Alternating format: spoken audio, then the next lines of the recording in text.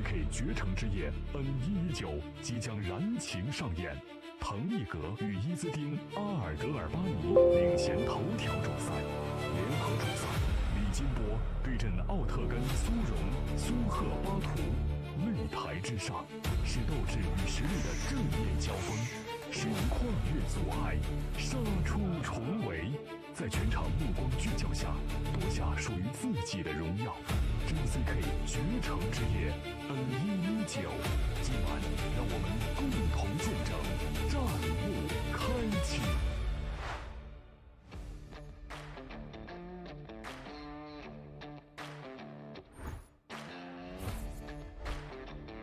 Fight fans, we are back. Tonight is JCK 119. We're coming to you live from the JCK International Fight Center right here in Shanxi, China. My name is Woody Potkitten. And I am Andrew Derry. And what a card we have planned for you tonight. It is 11 fights, but let's kick things off by having a look at the main event's graphics matchup. Andrew, take it away. Absolutely. Tonight's main event is a high-level matchup in the featherweight division as China's Tenglige takes on Izzeddin Derbani.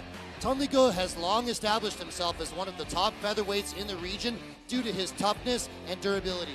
He's also bringing in a tremendous amount of professional experience to the cage tonight with 39 professional wins. But standing across from him will be the Palestinian samurai, Izzeddin Derbani, who holds a professional record of 15-6 and is also a dangerous and well-rounded opponent. Woody, this feels like the type of fight where absolutely anything could happen. But in the co-main event is my pick of the card. It is, of course, the young guns. Jinbo going up against Sukhbat. Sukhbat, the Mongolian kid, has been on an absolute tear running through this division. But he is facing one of the prospects we believe will be a future champion in Jinbo. Who knows, within a year or two, one of these guys could be holding the strap. I think on the feet it is very close, maybe edging Jinbo. With the wrestling, again, very close, maybe edging Sukhbat. And who knows what will happen if this hits the deck. But we will find out later tonight. That's right, and I can't wait for that one either. Now, the rest of the card has a very exciting feel to it as well with 11 professional fights. We have rising prospects, JCK veterans, and international talent coming in from all over Asia and Central Asia to compete here tonight. One fight I'm looking forward to in particular, Woody, is a banger matchup at featherweight between Yihuoshibai and Kazakhstan powerhouse Caster. JCK Fight Night 119 is stacked top to bottom, ladies and gentlemen, and I can't wait to get this one going. So, fight fans, let's get the show on the road with your first fight on the card. It is Songhaer going up against Wang Xingfu. Let's go!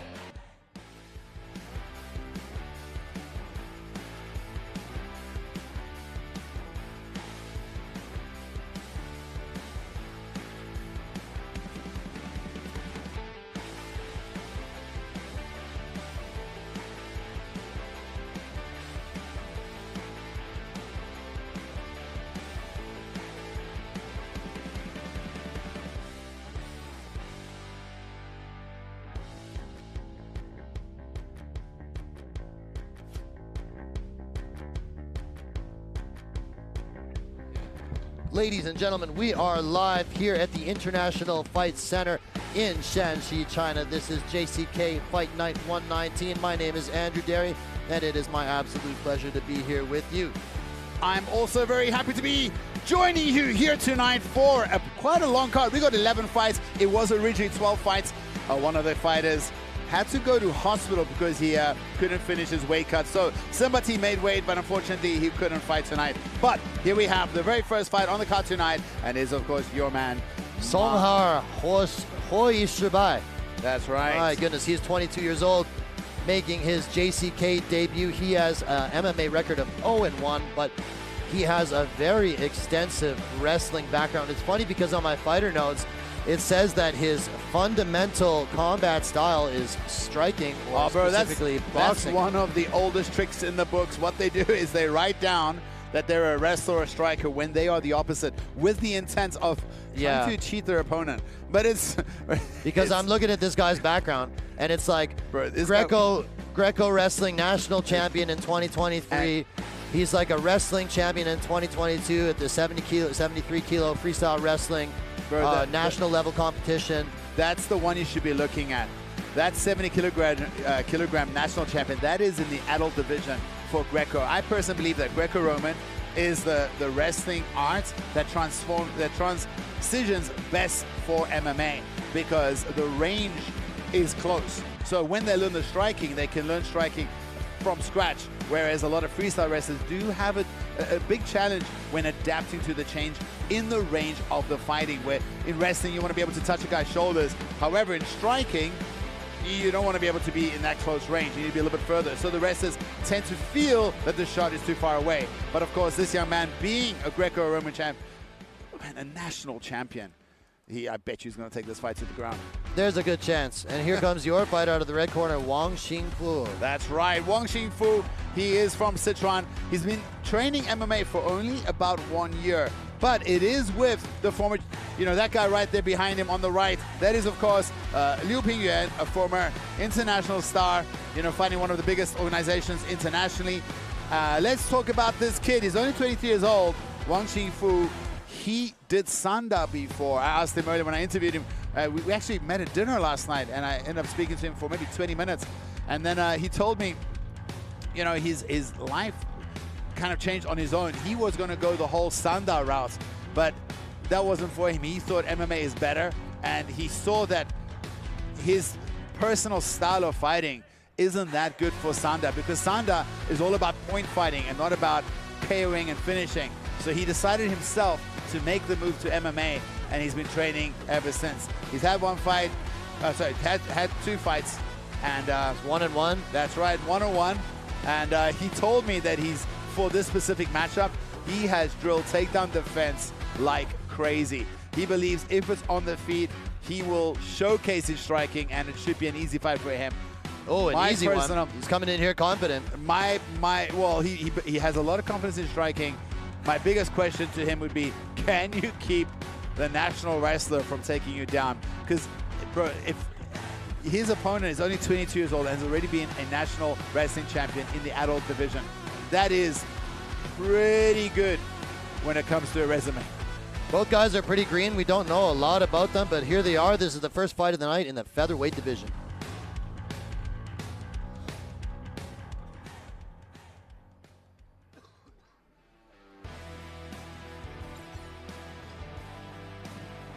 Looking at the tail of the tape, we see that these two are separated by 1 year. The height difference is 3 centimeters in favor of the blue corner, and everything else is virtually本场 identical. JCK MMA Fight Night 男子羽量级的复赛争夺，蓝方选手身高180公分，臂展180厘米，体重66.40公斤，年龄22岁，来自于狼族综合格斗俱乐部 ，MMA 综合格斗战绩1战1负。那么今天晚上上 JCK 战决城的首秀，他就是蓝方选手Songhaer Yixuan。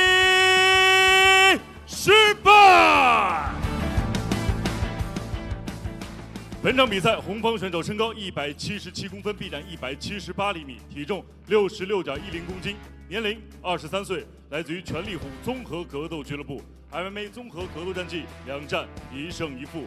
那么今天晚上同样是他的 JCK 战决城的首秀，他就是战士王兴富。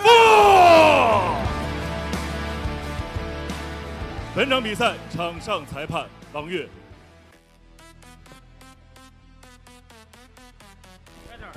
Referee Wang Ye getting us ready for this one in the featherweight division. Songhaer Yixuan is in the blue. Wang Xingfu is in the red corner. He's got the red hair with the black and gold trunks. The new JCK Fight trunks looking pretty stylish. I know they gave you a pair, Woody. Didn't give me one. They like me more. Ready. Well, you got the seniority. Here's the first fight of the evening in the featherweight division. Excited for this one. And 2 tall, very tall featherweights. Can we call... Oh, nice little low kick and a check jab. Blue corner, can we refer to him as Songhaer? Yes. It's a very long Songhaer. name. That's Songhaer. That is his name. And Yixuan is his family's name. I spoke to him to ask him about this. Songhaer is from the Xinjiang region of China. There's the shot. There's the first shot. I think... Wow, Wang Xingfu did a great job defending that. Yeah, Wang Xingfu, what I don't understand is why he stayed in the clinch. He chose to stay in the clinch. Big nice elbow. little elbow on the exit. Wang Xingfu looking very composed. Yes, and like it does feel like his strikes have a little bit more power. Oh! Oh, nice kick. Brutal body kick. Body kick again. I think Songhaer might be hurt. Told you, Wang Xingfu said if it's on the feet, he believes easy money. Wow. The kick. Wang Xingfu's striking looks great. Nice kick. Takedown defense on point is well countered with the underhook very well. And I think Wang Xingfu feels like he can get him out of here in the first round. Not even 2 minutes into this fight and he's already headhunting. But I don't know, man. Songhaer could be tougher than we think. Oh, beautiful calf kick. He told me he loves calf kicks, and he actually predicted he'll finish this fight with a calf kick. I told him if he finishes this fight with a calf kick, after the event finishes tonight, I'm gonna go find him and get a little seminar from him. Random trivia: calf kick in Chinese is kafuti. Yes, that's right. Like literally, the translation. Like literal translation. Well, there's a calf word for kick. that if you steal a word from another language. Borrow word, I believe. Borrow, not steal. Yes, or use a word like déjà vu, rendezvous. Sure. And we see Songhaer going for the takedown. Now he does. Now he gets the dump. He does get it. And Wang get up. This is he's on his feet again, which is great news for him. He's able to get up right away. He's looking to break the grips, which is very, very smart. Works to break the grips, and he breaks the grips and ends that exchange with a little tag. Honestly, Wang Xingfu looks Really phenomenal good. here for a young man with only 2 fights on his resume. They exchange jabs. Nice jab by Songhaer, though. Yeah, he's got really long arms, man. They're very tall for featherweight at 180 centimeters. We see him taking a big, deep breath. That's right. I'm sure there are a lot of nerves fighting in JCK for the first time. Oh, another heavy low kick. Right cross, left hook just misses. I like Wang is working the body so well. He sees his opponent's a bit fatigued and rips into the body. That's very mature for someone who's this young. Especially when I say young, not just young in the career out, goes back to the calf kick. He told me about that. Could we get the second calf kick finish? Hammer fist to calf. Well, so far, Remember Songhaer has been, yes, I do. Songhaer has been taking them pretty well so far. There's another calf one. kick. I wonder how many he can take before he starts to show signs of damage. And every time he kicks, his coach is shouting, urging him on again. Sounds like a Thai fight. Yeah, look at this. Hey. Songhaer switches stance. Songhaer switches stance. That is a telltale sign that leg is not happy. Getting a little bit desperate, reaching for the shot there. Oh, Gets tagged by a left hook. beautiful left hook on the exit as well. He is tough, though. Yeah, and he's sure. showing off a great chin. He's taking a lot of damage in this first round. And he's throwing back. Man, one punch could end this fight at any given moment. Especially earlier in the fight, when fatigue is not set in as much and both guys still have... Wang Xingfu gets the takedown. Oh my goodness. Now he's in side control, knee on Going belly. to full mount. Mounts his opponent. He's going to take the back. Goes for the armbar. Is he going to tap? Jumps for the He's got the armbar belly down, but Songhaer escapes. Really good. Songhaer now runs he around, takes, and he jumps for the back. Incredible. Man, that was a beautiful escape. He did it right. He ran around to the back. Did his arm get damaged there, though, is the question. I don't think so. It didn't look like the tightest armbar we've ever seen. Great attempt, though. I mean, with 30 seconds left, why not try to finish the fight? Sure. And when he got put in a bad position on the reversal, he was able to escape right away. Another calf kick. Oh, that leg is not happy. 10 seconds left, and this has been an action-packed first round. That's how we like to get things started. JCK Fight Night 119. Oh, if this is the energy for tonight, we're in for a really good night, buddy. Absolutely. JCK kicking things off with fireworks. I think Wang Xingfu looks incredible for a young man with only 2 pro fights on his record. He looks very well-rounded and composed in there. Let's take a look at some of the action. Nice elbow on the break by Songhaer. Wang Xingfu's striking looked on point. That you could see that kick visibly bothered Songhaer, followed up by a brutal kick to the body. This was the one takedown that Songhaer he just got. bumps up so fast. Look, he scoots back, but he was right able back to get up right feet. away. And Wang Xingfu does really good. After he throws that calf kick, he almost every time swings in a left hook to follow up. And he's doing really good with that. Nice little combination there. I'm going to try that at home, folks. For those fighters back in the gym in Invincible Shenzhen, be ready. When I come back next week, I'll be doing some calf kicks followed with left hooks. Let's go. Songhaer is in the blue. Wang Xingfu is in the black and gold trunks. The red hair. First round was a lot of action, obviously favoring Wang Xingfu. I think most people probably would have given him that round. Yep. And it's funny because I think a lot of people predicted that the national wrestler would take this fight to the floor easier. Yeah, he's had a really tough time, has Songhaer, getting the fight to the ground. Oh, nice knee to the middle. Look at this. Wang Xingfu looked for it at single leg takedown. Oh, another calf kick, beautifully done. You see Songhaer switch his stance again, but he's not comfortable with southpaw. Oh, and another one. Yeah, I think it's starting to bother him. For sure. And Wang Xingfu is now cutting him down, walking him down. You know, you said he actually predicted he could finish the fight by leg kicks. Oh, goes to the head. Now, Songhaer has a chance. Can Songhaer got him up against the cage? Wang Xingfu beautifully underhooks that far side. He's running away.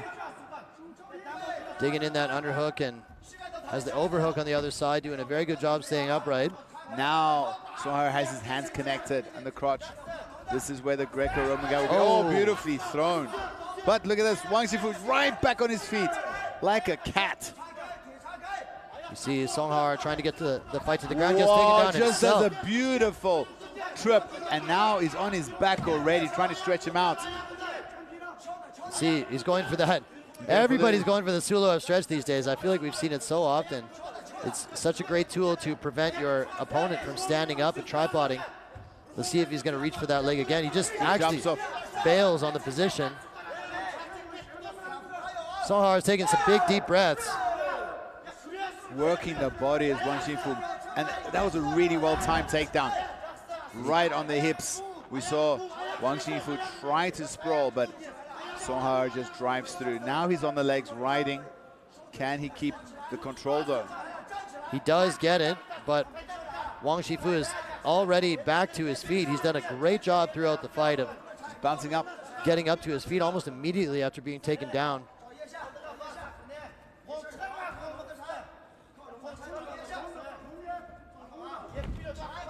Songhaer able to ground him once more and is looking to take the back. Yeah, not in the right position to take the back. Oh, look at Songhaer, deep breaths. He looks exhausted. Wang Xingfu needs to work his body. If I was his corner, keep working that calf, keep working the body.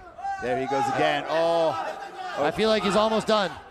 I mean, that body language was not good. Yes. It feels like a finish is imminent. He's turning his back. I mean, I think this is going to be it. To step in, yes. This is going to be it.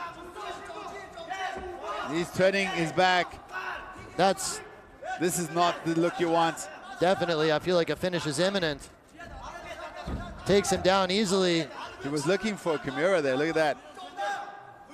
He still is, but he's in a horrible position to get it. I mean, he's mounted. We see Wang Xingfu like face, hammering the body.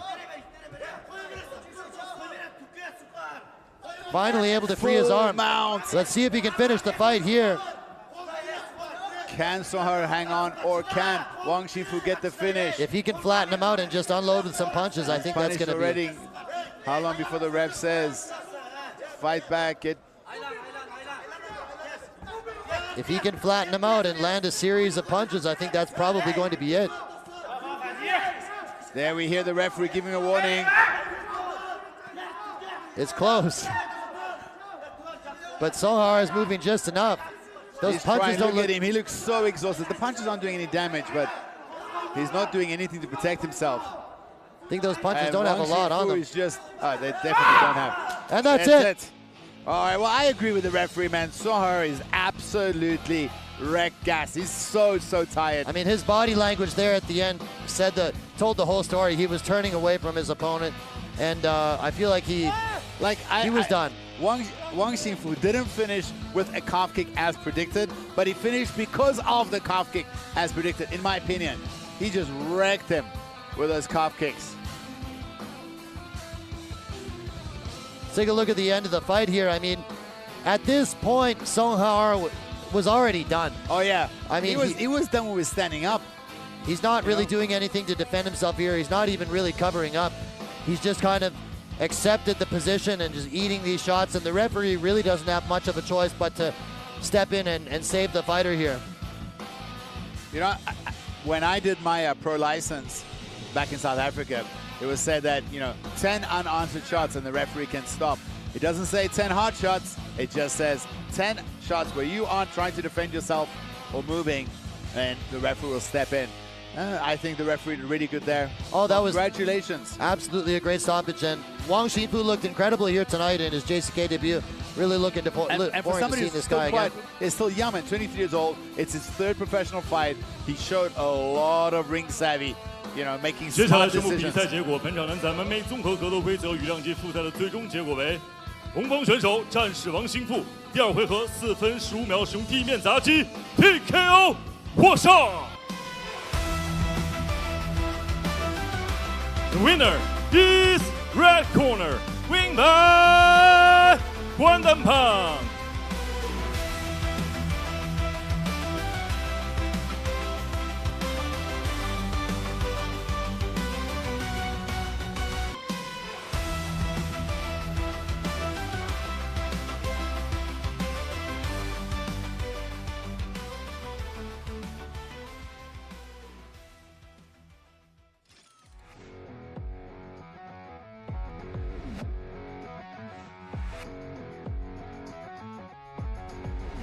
All set for the second fight of the evening, folks.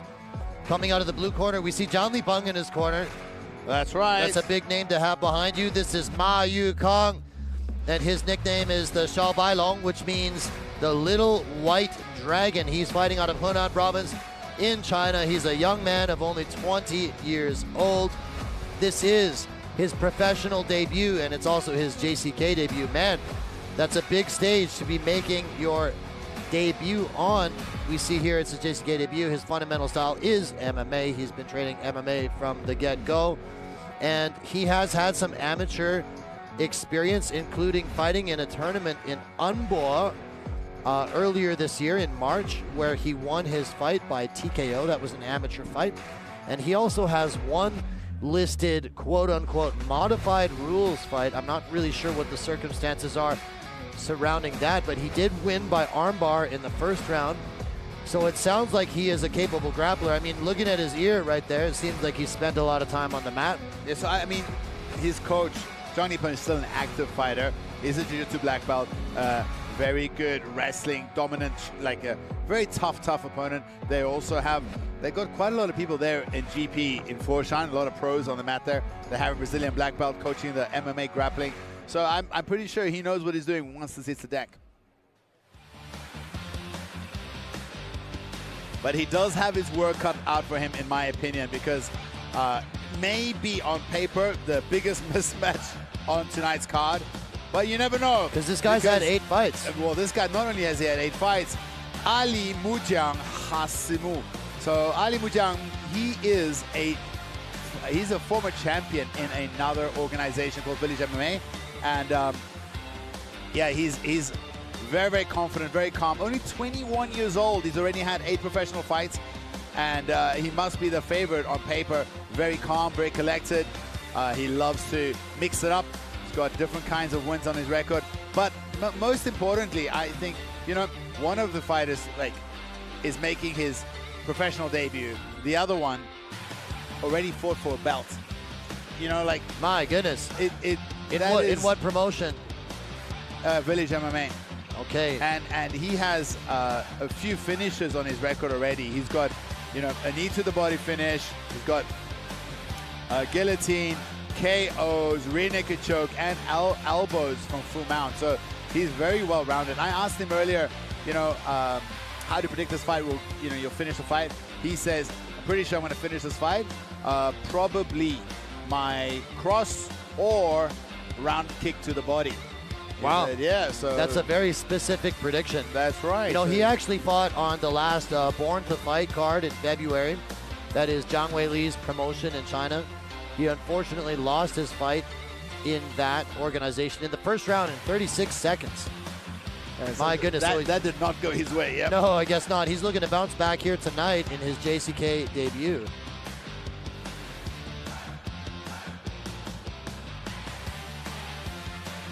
He's also quite tall for flyweight at 177 centimeters. Actually, both of these guys are reasonably tall for this weight class. Take us through the tail of the tape, Woody. Looking at these two fighters, they're both very young, and the only small advantage is for Alimujiang with that 4-centimeter reach advantage. 本场 JCK MMA Fight Night 男子银量级的复赛交锋，蓝方选手身高176公分，臂展176厘米，体重57.20公斤，年龄20岁，来自于 GP 综合格斗馆。那么今天晚上是 JCK 战绝城的首秀，他就是小白龙马玉康。本场比赛，红方选手身高177公分，臂展180厘米，体重57.40公斤，年龄21岁，来自于重拳 TKO 俱乐部 ，MMA 综合格斗战绩8战6胜2负。那么今天晚上同样是他的 JCK 战绝城的首秀，他就是红方选手阿里木匠。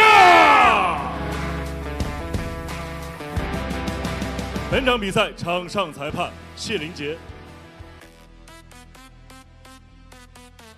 Excited for this one, guys. This is our first fight in the flyweight division. We see it looks like a slight discrepancy in the height there. Alimujiang slightly taller. Both men very young, 20 and 21 years old. Having 8 pro fights by the age of 21 is already pretty crazy. It's insane. It's insane. Excited for this one. Yukang is in the blue trunks and Alimujiang is in the black and red. Oh, nice jab. Stiff jab from Alimujiang to open things. I mean, the biggest advantage he has in this one is experience. Yes. 8 pro fights versus none. So that's what I mean by on paper. This is probably the biggest mismatch. But you never know. You never know because and to be honest, in this region, not just in China, in this region, it's very normal for people with 5 fights to fight someone who's had 40 fights. It happens a lot. And it's a shark eat shark world. Has the advantage of training with a real huge right hand. Beautiful right hand. My goodness, that was fast. Looks for the left hook, follows up with a right hand. Oh, he really does have a nice, fast right hand.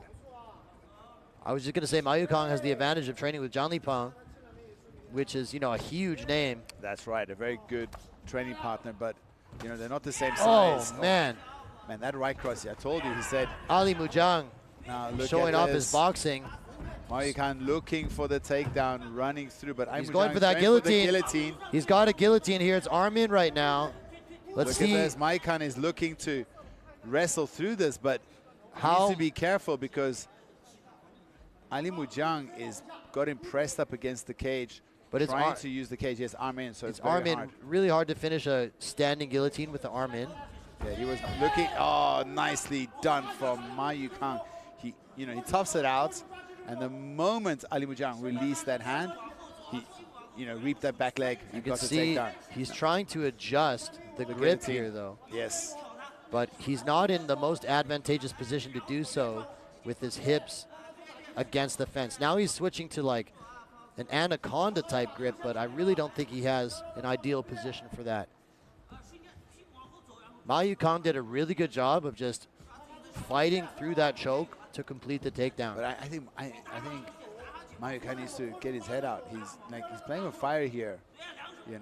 He's keeping his head in there. He could have tried to take it out earlier. It's like an anaconda choke, but the grip doesn't seem very tight because it's on. Yes. Oh, but he turns him over with it, and now it's a mounted guillotine. This is dangerous. This is dangerous. This is certainly very dangerous. Yukang fighting. He did beautifully there to get the angle. Goes to half guard on the far side. Look at that, very scrappy from the young man. Wow, so that choke was more of a threat than I thought because Yukang actually went to his back to avoid getting tapped out here. Yes. Well, I mean, beautiful rest, standing up.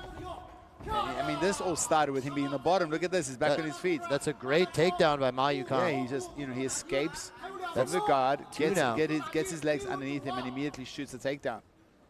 That was a great inside trip. I mean, if you look at this fight, if you didn't look at the paper, if you didn't look at the numbers, you'd say, wow, this is really, it's a nice matchup back and forth. Skill-wise, it's a really good matchup. It's hard to imagine one of them is making his pro debut, and the other... Whoa, a mad scramble. Look at Yukang this! takes the back with the rear naked choke. But it's not under the chin. He's threatening. Alimujiang. Wow, he's got the body triangle. That was slick. So fast. Yukang, when he turns up the pace, he's like lightning. Yeah, very fast grappling attacks here. Man, that was a dangerous moment there for Alimujiang. And you know what? That choke, that threat is still there. For sure. He's got the back. He's got the hooks in. Nice punches. Well, from getting dominated essentially on the feet to dominating on the mat, Yukang has really turned things around. Alimujiang almost able to turn on top, but that body triangle is still so tight. Alimujiang staying nice and calm. We hear the corner of Yukang telling him to work the body, work the head, punch more, softening him up. He's just really trying to punch that choking arm in there, but Alimujiang doing a very good job of defending. This body triangle now just got a little bit tighter. And look, he's going for the choke again, but doesn't have the ideal angle on it. And for the folks watching, here at JCK, we're not allowed to do cranks, so no cranks allowed, no Scottish twisters, no twisters, no spinal manipulation. So there's a reason why he's not. Looked at this. He's got the setup for the twister. Yeah, exactly. He's going for the twister. I don't know if he knows if it's illegal. That's a twister, but it's not fully on. Yeah, it's not that on, but man, if he's twisting his spine, he can get disqualified here. Like if he tapped, he would get DQ'd. Yeah. I wonder if his corner knows. Yeah, I recently spoke to management about this and asked them, like, why do we have these rules that are slightly different? 不要着急，锁的时候不要着急，要自信一点啊，冷静一点。再谢谢，再来。不要战死，明白吗？不要战死。 It should be legal. I agree. Let's take a look. Beautiful jab by Alimujiang. His striking looked absolutely on point. That right hand is money. Yeah, but on the ground, on the feet there was a huge. Yukang is just so technically and tough, and when he goes on, it's just so fast. They're actually showing a replay of the twister. Maybe they did change the rule. Maybe they did. I can't think of another organization where neck cranks are illegal. I mean, honestly, if a heel hook is legal, it's one of the most devastating submissions. Well, with a heel hook, you can't walk, but like your leg is a bit wrecked, but you can put on a neck brace. If you break your spine, you could die. It's a little bit more dangerous. I agree, but it's a submission that you almost never see someone getting broken. Yeah. In pro fights, because you'll tap before you get hurt. Yukang shoots right away to start the second round, and I think that's very smart. Beautiful. And he's able to get his man down, because we saw in the first round that now Alimujiang he's green right. He's trying to shift back. In the grappling department, Yukang seems to have the advantage. Yes. We see him when I was interviewing Yixuan, the female fighter, she told me she's so happy that Yukang's here. He's one of her best training partners. Because I asked her, so who's the toughest training partner for you? Who bullies you? And the gym's like, nobody bullies me. We'll just try to learn together. But I really like training with Yukang. You see over there is Deng Bao and Zhang Lipeng. You see in the right corner, the bottom corner. That is, of course, the corner of Yukang. Deng Bao, he fought in JCK twice. Didn't have too much success here for the promotion. He's more of a striker. I believe he's also a brown belt. But more importantly, in my opinion, the guy's a really big influence on social media. He's got really nice content for MMA and does a whole lot of beautiful techniques. Like his content quality is very beautiful to watch. Awesome. And then obviously, Zhang Lipeng is one of the best talents we've produced out of China. And back on the feet here now. Yukang was praised by Li Yixuan as a really good training partner. Of course, they both fighting at 57 tonight, but Li Yixuan prefers to fight at 52. She feels 57 is too big for her, but you know, a fight's a fight, so she took the fight. Whoa, Alimujiang threw an uppercut there, which reminds me of the uppercut over Ellison Overson when he went to another, out of orbit. Ngannou versus Overeem? Yeah, when Overeem ate that punch, looked like it went to Never Never Land, right? Absolutely. Now, the referee stood the fighters up. Ma Yukang had taken Alimujiang down. Not a lot was happening in the guard, so we're back on the feet, and I feel that Alimujiang definitely has the advantage on the feet. Oh, he has so much power, that right hand. Stiff jab. That jab is money as well. And Alimujiang seems to be the fresher of the two. The head. He seems to be the fresher of the two. Yeah, how much energy did the rookie spend, It's your first fight, 5 minutes is a long time. It's different than fighting in the gym, bro. So much more pressure. We used to have a saying that, whatever you feel in the gym, in the fight is 50% worse. Like you get tired 50% faster. Oh, I'm sure. I mean, it's all the pressure, all of a sudden. All the lights, just everything. The bright lights, the crowd, the fact that you're live on broadcast. Whoa, beautiful lead hook, but the timing from Ma Yukang really good. So let's see if Ma Yukang can get his man down here again. Unable to do so, and now he's busted open a little bit. Look, Alimujiang starting to showcase his striking, throwing spinning wheel kicks, and choosing to keep the fight at long distances. Alimujiang, not putting too much pressure, using his long punches, utilizing his range advantage. But yeah, the striking power does feel. And also having so much more professional experience, I feel like Alimujiang probably knows how to pace himself better. Like his gas tank seems better. He's lost before, so he's tasted defeat. He's been to deep waters. He's doing much better in this round. I would favor him in this round on the judges' scorecards thus far because look at the damage that he's done. I agree. But Mike needs to get this fight to the ground, man. He needs to, go back to what worked for him. And now he's shooting from way too far out without a setup. Like, Alimujiang was able to see that coming a mile away. Beautiful leg kick, but didn't hit anything. That time was so good. That was a lot better. From Ma Yukang, but look at that. Alimujiang back on his feet. Now Alimujiang just digs up. We see a big breath. Oh, shot to the body. Shot. Alimujiang throwing some hands, overhand. Alimujiang's corner. Ripping the body. Feels like they have him hurt. That body shot hurt him, and now he's going for the choke. I don't think he should go for the choke, in my opinion. Ma Yukang has shown how good his defense is. He's going for the guillotine. I mean, there's only 30 seconds left, so why not? Goes to the knee. That shot, that rip to the body definitely hurt him, though. Wow, Ma Yukang taking some deep, deep breaths. 18 seconds left. Waning seconds of the second round. Alimujiang is determined to get the finish. 10 seconds to go.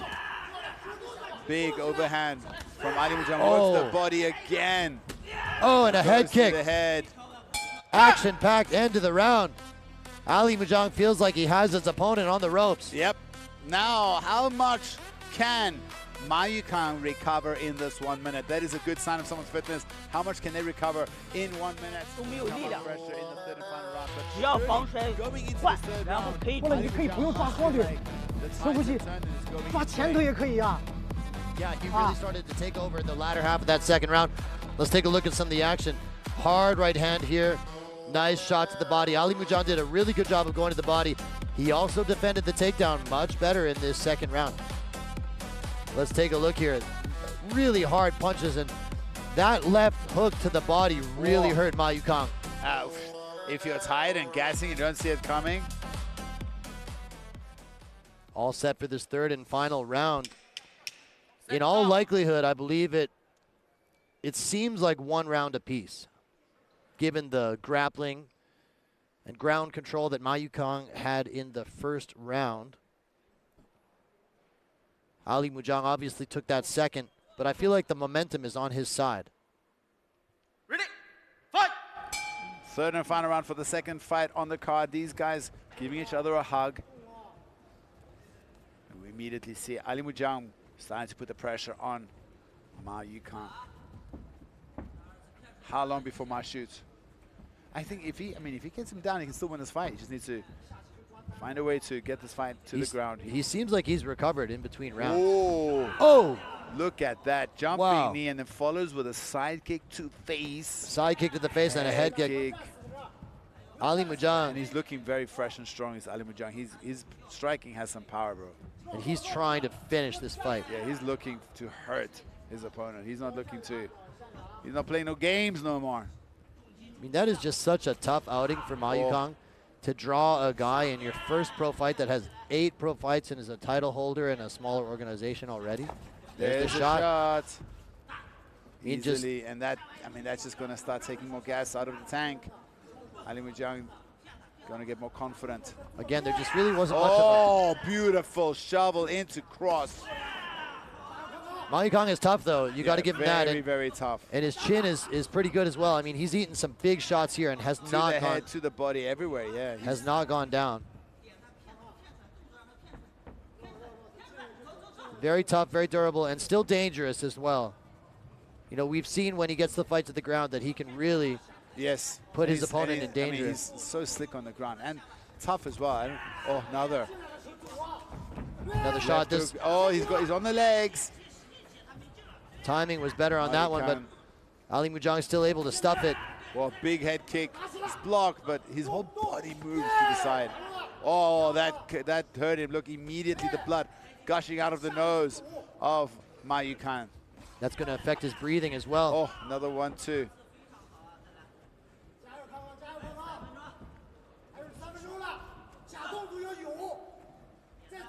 We hear the corner of Ma Yukang telling him to do some fake moves, not just be so predictable in his attacks.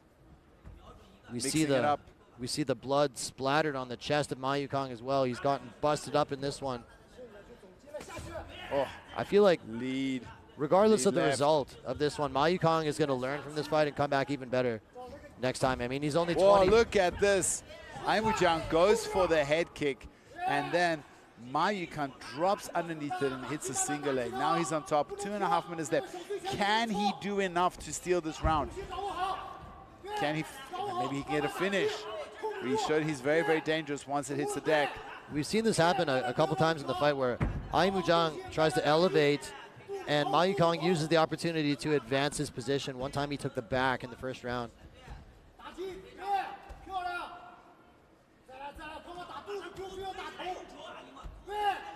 I mean,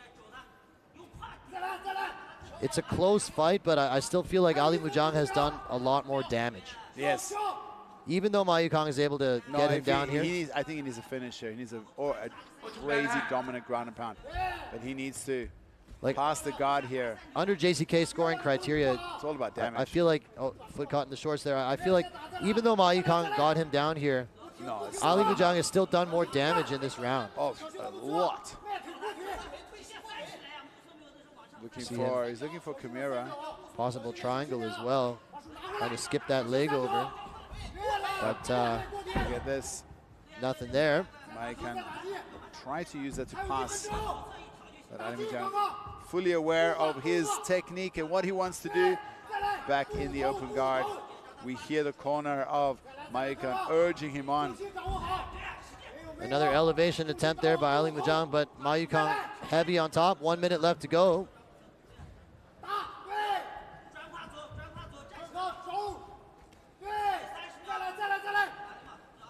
45 seconds in this third and final round. From the bottom. That was nice. I mean, Ma Yukang, I'm with you. I feel like he needs a finish to get the win here tonight. Only 33 seconds left for him. But what heart he's shown in this fight and determination, because he never gave up. He ate a lot of punishment, got busted up. And I mean, at least he's ending the fight in a dominant position. And he passes. For the finish. Scott. Only 15 seconds left to go here. I think a finish is probably pretty unlikely, but man, you never know how the judges score it. I mean, could you imagine if he stole this round? That would be interesting. Who knows? I'm not the judge. I'm not the ref. Yeah, absolutely. That was a cool fight. That was a great fight. And much closer than it looked on paper. Both men had their moments. Ma Yukang obviously with the grappling, and then Alimujiang in the striking department. He did a lot of damage on the feet, but Ma Yukang was able to take him down and create some threats of his own. We see Ma Yukang wearing a bit of damage here. His left eye is very swollen. I mean, for making his professional debut, I'm very impressed with Ma Yukang. And so tough. So tough. Here we saw in the first round. His grappling is really good. I mean, he fought like a champion. This is a champion, and he gave him a lot of trouble. Look at this twister here. This twister, yep. Just not quite the right position to finish there. He's lucky he didn't finish it. Yes. I think we were just reminded by our commentary partner, Vaughn Anderson, shout out Vaughn, that a twister is still illegal. That's right. So, all right, well, let's go to the official judges' announcements and see who was the winner of this young fighters, 21, 20-year-old, this young guns war that we just saw.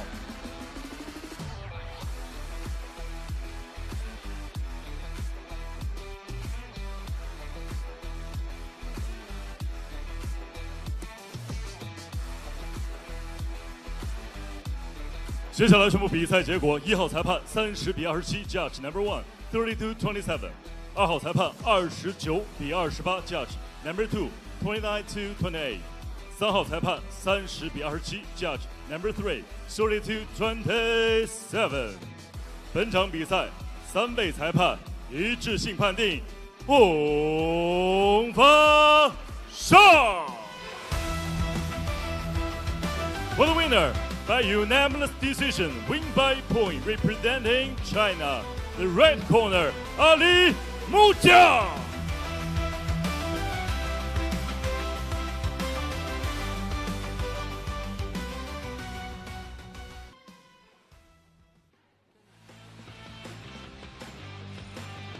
all set for the third fight of the night. This also in the flyweight division.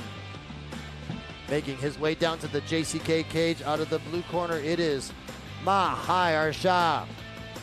Admittedly, don't know a lot about our contender here, our fighter here in the blue corner. He is making his JCK debut. This is also his pro MMA debut. He is 19 years old and he hails from the Liangshan region of Sichuan, training out of good old Shongdi. And young guy, making his debut on the big stage at JCK MMA. Here we see it's his debut. His fundamental style is MMA. He's been training MMA from the get-go. And, you know, when you're coming in here as a green fighter and also kind of an unknown, it can be difficult for your opponent to prep for you because they don't know. Like, are you a grappler? Are you a striker? Excuse me. We don't know a lot about Mahaiersha, but he trains with a good team. We see, you know, he has an experienced corner with him here tonight. He's coming in great shape, and looking forward to seeing what he can do. Yeah, we got a few guys on the card tonight that, you know, don't have many fights on the record and also, you know, new to JCK, so we haven't seen them before. And I also didn't get to see him work out earlier today, so not that sure what his you know, what's his style of fighting. It just says MMA. 19 years old, very young guy. Big opportunity here for him here tonight, making his debut on JCK Fight Night N119. His opponent is also a pretty green fighter. He's only had one pro fight, so it'll be a good test for him to see, you know, how is he going to start off his pro career. Obviously, everybody wants to start off their pro career with a win and get some momentum going. And you never know. I mean, coming in here, if he can get a highlight reel finish to start off his pro career, that'll do wonders for his career trajectory. Here is Mahaiersha from Liangshan, Sichuan.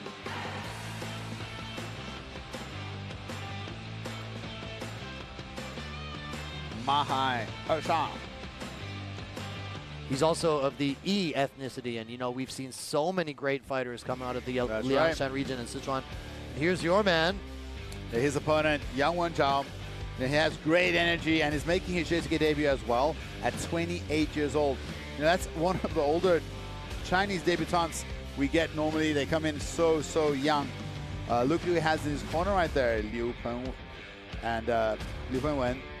Also just had really good success with his fighter on the very first fight of tonight. So that's a good showing for them. Yang Wenzhao, he believes that he's going to get a finish. I spoke to him a little bit earlier in the warm-up area, and I said, how do you feel? How do you say Nam? He also told me his Chinese Chou Hao, which is his nickname. It's called Yingshang Yongshi. And basically, that trans to the Yingshang is an area. That area of China is called the Yingshang. And Yongshi means somebody who's fearless, or the fearless man, the brave man. So the brave man from Yingshang is it's a bit of a long name, but that is. It sounds cooler in Chinese. It sounds cooler in Chinese, to be honest. Yingshang Yongshi, yes. Yeah. And again, you know, he's 28 years old, so he does have a lot of maturity. 9 years older than his opponents.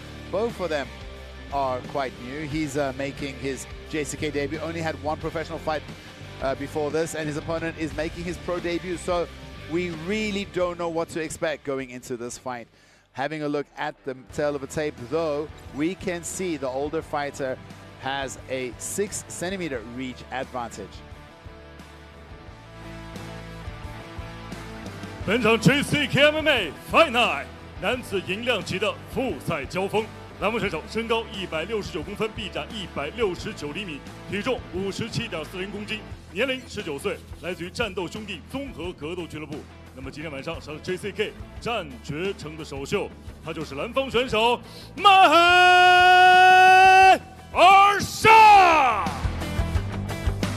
本场比赛，红方选手身高172公分，臂展175厘米，体重57.40公斤，年龄28岁，来自于全力虎综合格斗俱乐部 ，MMA 综合格斗战绩1战1胜。那么今天晚上同样是他的 JCK 战决城的首秀，他就是英商勇士杨文昭。本场比赛场上裁判王金刚。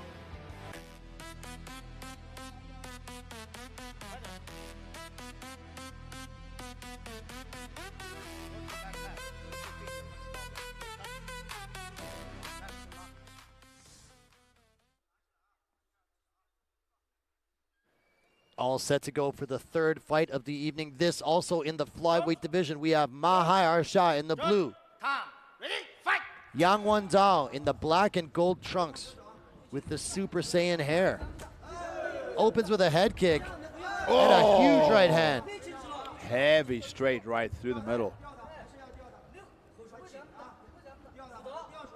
Mahaiersha unfazed. But I mean, that's a pretty vicious start to the fight for Yang Wenzhao. 28 years old, making his JCK debut. You know, MMA is a young man's sport when you're the older guy at 28. 2 body shots already. We've seen earlier from his teammate, really good striking as well. Another beautiful right cross. There's the shot by Mahaiersha. You know, so many good wrestlers from the Liangshan region of Sichuan. Let's see if he can get this takedown here. Yang Wenzhao, so far so good on his takedown defense.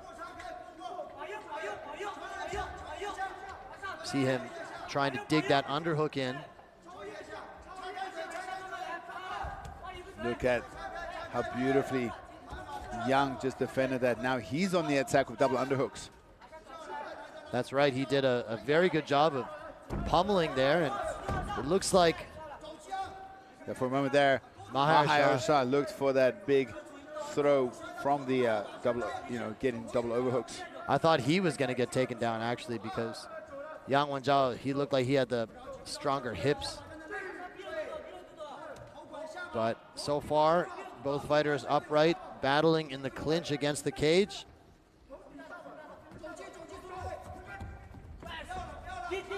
We see Mahaiersha just running across the cage, bullying Yang Wenzhao across the cage there. He shoots again.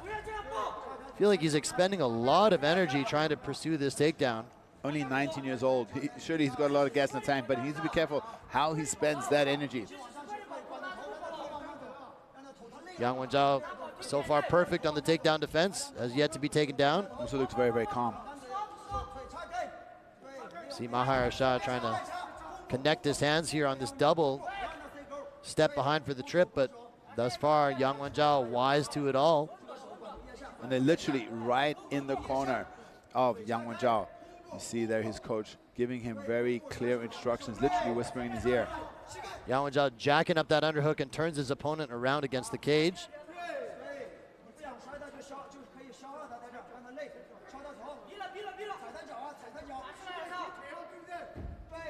Stomping the feet. Bit of a stalemate here in the clinch, not a whole lot happening.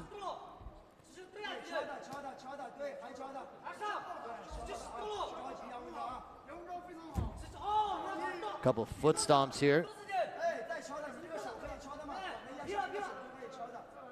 Yang Wenzhao has Mahaiersha pressed against the fence. I wonder if the referee will give them a warning. And for inactivity? Yeah, it's been a while, that's right. Not a lot of activity in this clinch position so far. Yeah, I think Yang Wenzhao needs to get this fight back, separate and just go back to the striking. He was having such success, and Mahaiersha really doesn't want to stand him straight with him. Right as you say that, they separate. Yang Wenzhao striking skills looking on point, and Mahaiersha right back in on that shot.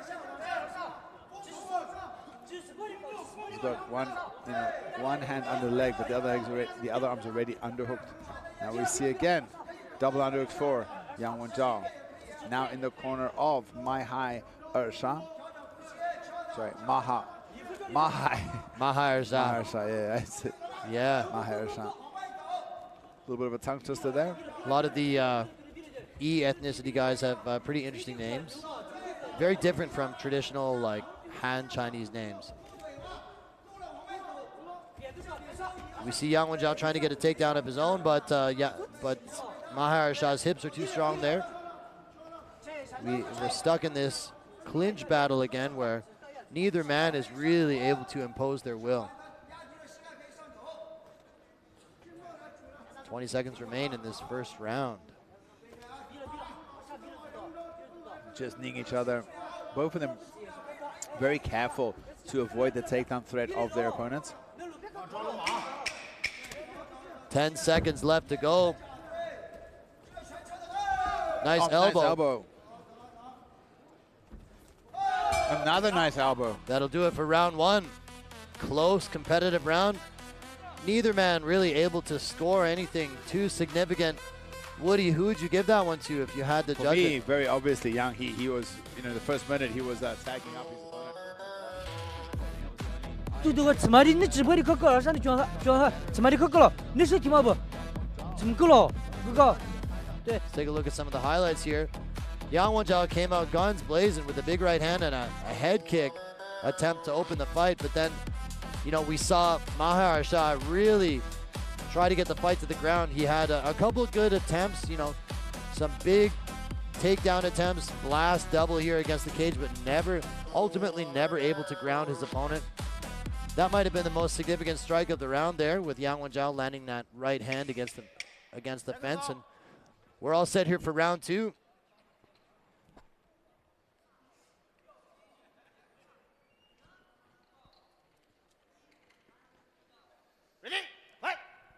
Round two is underway between Mahaiersha in the blue and Yang Wenzhao in the black and gold trunks.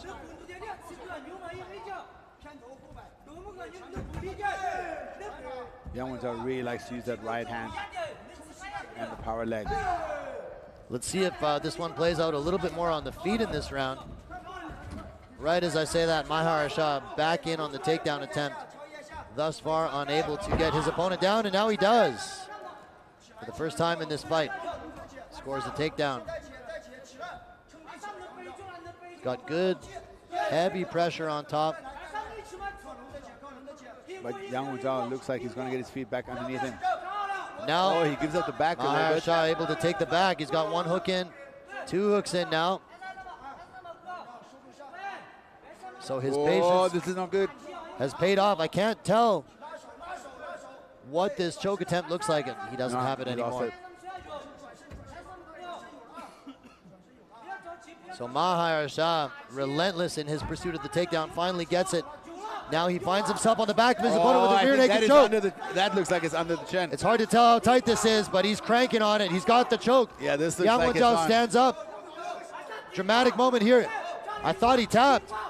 He tapped. Tap, Wow. that's it. Mahaiersha making good on his JCK debut with a rear naked choke in the second round. This 19-year-old, and really, he turned the momentum there. He was really having a hard time getting his fight to the ground, but it only took once. Once he got his opponent to the ground, that's the opportunity he was waiting for, and he finished him once he got the back. Wow. Absolutely. You know, as I said, he was relentless in his pursuit of the takedown, and he made good on it. With the first takedown that he got in the fight, he was able to secure the back and the rear naked choke and come away with a very impressive finish in the second round. Let's take a look, Woody. He's got this rear naked choke here. And He's got the grip on the squeezing. bicep, and you know, he just keeps cranking. Yang Wenzhao tried to stand up and kind of like shake him off, but it was too late at this point. It was too tight. Yang Wenzhao forced to tap or go to sleep. Excellent performance here from the 19-year-old Mahaiersha out of Liangshan, Sichuan.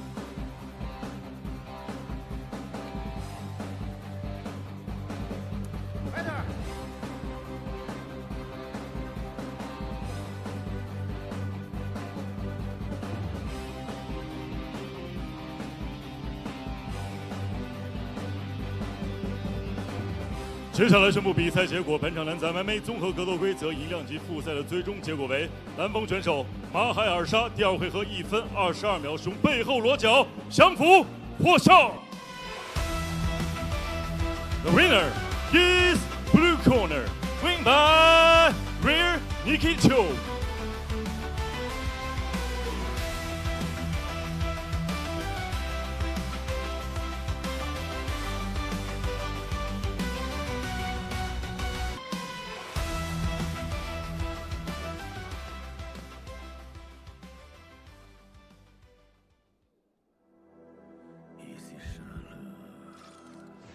Oh man, cool song.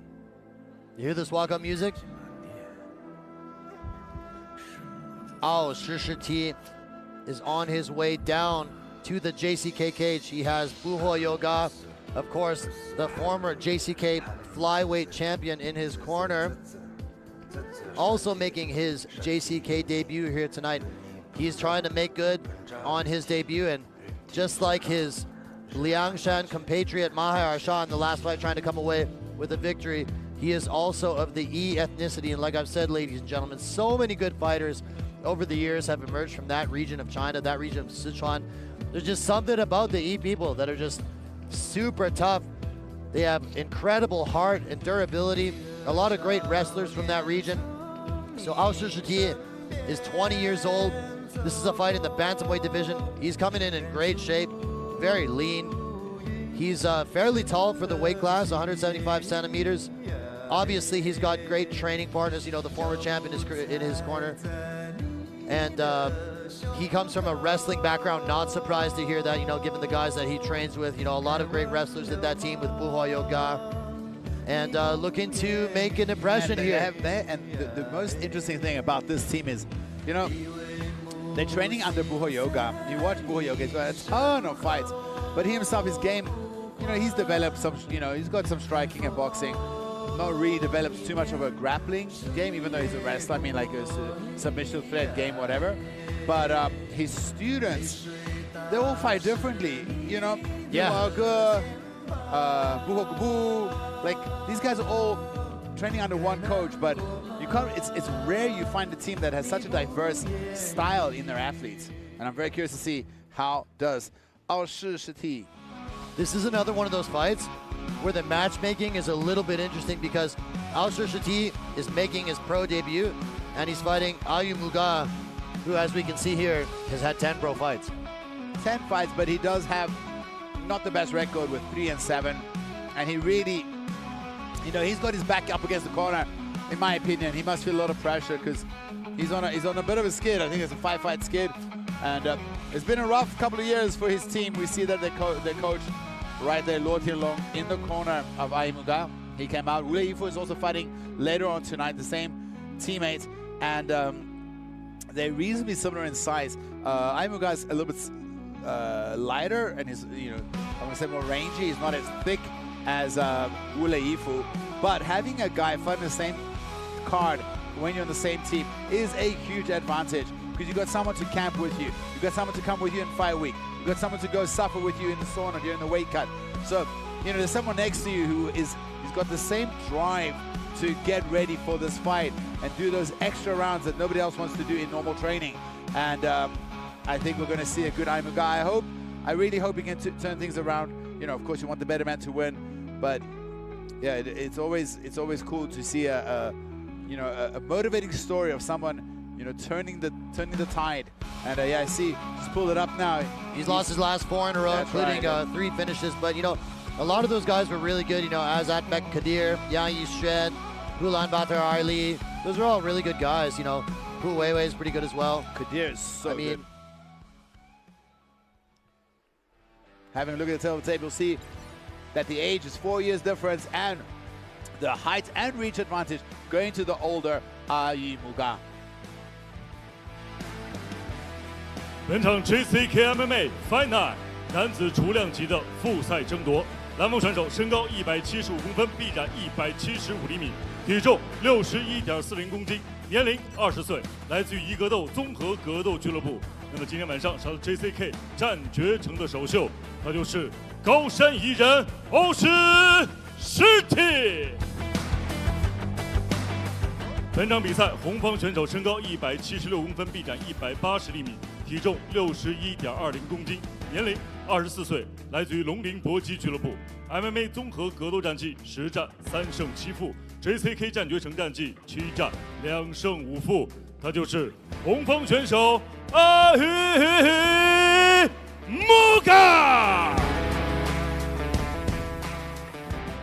本场比赛场上裁判白云峰。 All set for this one in the Bantamweight division. It is Aoshishiti, also known as Shantao. Shantao. We'll refer to him as Shantao versus Ayumuga. It is Shantao's pro debut, taking on a man with 10 pro fights. Aoshishiti Shantao is in the blue trunks. Ayumuga is in the black and gold, and we are underway. Ayumuga really needs a win here. As you mentioned, he's on a 4-fight skid. He hasn't won a fight since January 2024. I'm sure he really wants a win on his record. And coming in here against a guy who's making his pro debut, it doesn't get more favorable in terms of a matchup than that, right? They're from the same region, right? Look how similar they look. Yeah, they're both from Liangshan, and they're both of the E ethnicity. The body type, the haircut, the nose, the face. How crazy is that? They could be brothers from another mother. Okay, I didn't really notice, but yeah, even their hairstyle is very similar. Whoa, they both throw big punches. Okay, clinch up here, and let's see. Now, the wrestling from Ayumuga. Ayumuga, let's see if he can get him down. He gets him Scramble, down. But I really like how Shantao used that. I guess we should call him Aoshishiti. That's his name on the graphic, Aoshishiti really did a good job of using that overhook in the scramble to remain neutral. He's throwing some big punches and having really good success with that calf kick. He's done a calf kick already 5-6 times. For a guy who's a rookie, how insane is that? Again, going to that leg. Oh, Ayumuga goes to the body and follows up with a head kick of his own. Ayumuga, he's a dangerous fighter himself. And I feel like he's got to be really hungry to get the win here. So this is probably a very dangerous version of Ayumuga. But look at that leg kick. Oh. The leg kick from this. 20 years old and just putting it on the veteran, in my opinion, here with the striking. Absolutely. Especially with those leg kicks. Those are brutal. We can see the redness on the calf of Ayumuga. Whoa. Big punches. And that right cross is finding home. He's dangerous, man. He's got that confidence of youth. Just no hesitation, just throws. But he's not reckless, you know? No, not reckless, but he's just calculated and aggressive. That leg kick, man. Another big. That's going to be a real problem if he's able to keep landing those, I think. Again. Nice uppercut left hook from Ayumuga. Ayumuga's leg seems to be okay still. Well, Ayumuga throwing punches, biting down on the bits if you have it. I mean, the mouthpiece there, just biting down and throwing. He's going for it too, right?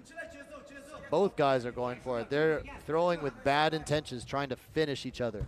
Look at this, planting and throwing. I feel like the leg of Ayumuga is slightly compromised. Yes. Did you see when he tried to look at this circle away there? It felt like his leg wobbled or gave out slightly.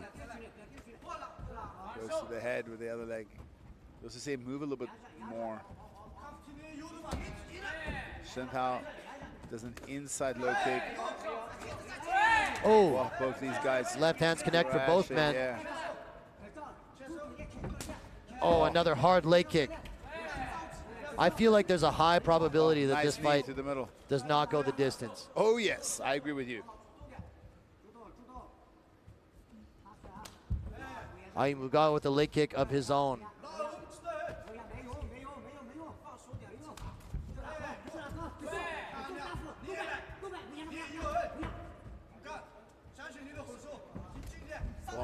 So hard leg kick again. Beautiful right cross, right on the button, looking for the uppercut as well as Ayumuga. He's finding some success, but back comes Shentao. Oh, and digs into the body. Hard left hook to the liver as well. Ayumuga he looks a bit flustered there. He does. His body language there didn't look great for a second. He's been eating a lot of shots in this first round. Aoshishiti is putting it on him. Whoa. Oh, but Ayumuga lands a nice combination of his own. This is a great fight. Yeah. And not what you expect for two really rangy fighters, but they're like throwing bombs. Now Ayumuga starts kicking the leg. And Aoshishiti just eggs him on. He's like, yeah, more, let's go. Really notice that Ayumuga really bites down on his mouthpiece. It's almost like a tell. Like every time he's getting ready to throw a big combo, he just kind of like does this like biting down. Does a beautiful cross. Hits the cross. 2 seconds left. That'll be it for round one. Stop! Action-packed first round. Action-packed first round. Aoshishiti was bringing it, but Ayumuga landed some shots of his own. Yeah, he rallied pretty well at the end there. I thought for a moment he was busy fading, but he rallied pretty good. This young kid, only 20 years old, Aoshishiti or... 不要别拳手拳，哥，不要别拳手拳，我跟你说的话听到，不要别拳手拳，主动摸着你。 Look at some of that action. I mean, we saw Ayumuga try to get a takedown here. A scramble ensued, and Aoshishiti did a really good job of staying neutral, utilizing that overhook. These guys were throwing with bad intentions throughout the entirety of the first round. We also saw Aoshishiti land a lot of really solid leg kicks. Yeah. These guys are trying to finish each other. Second out. Out.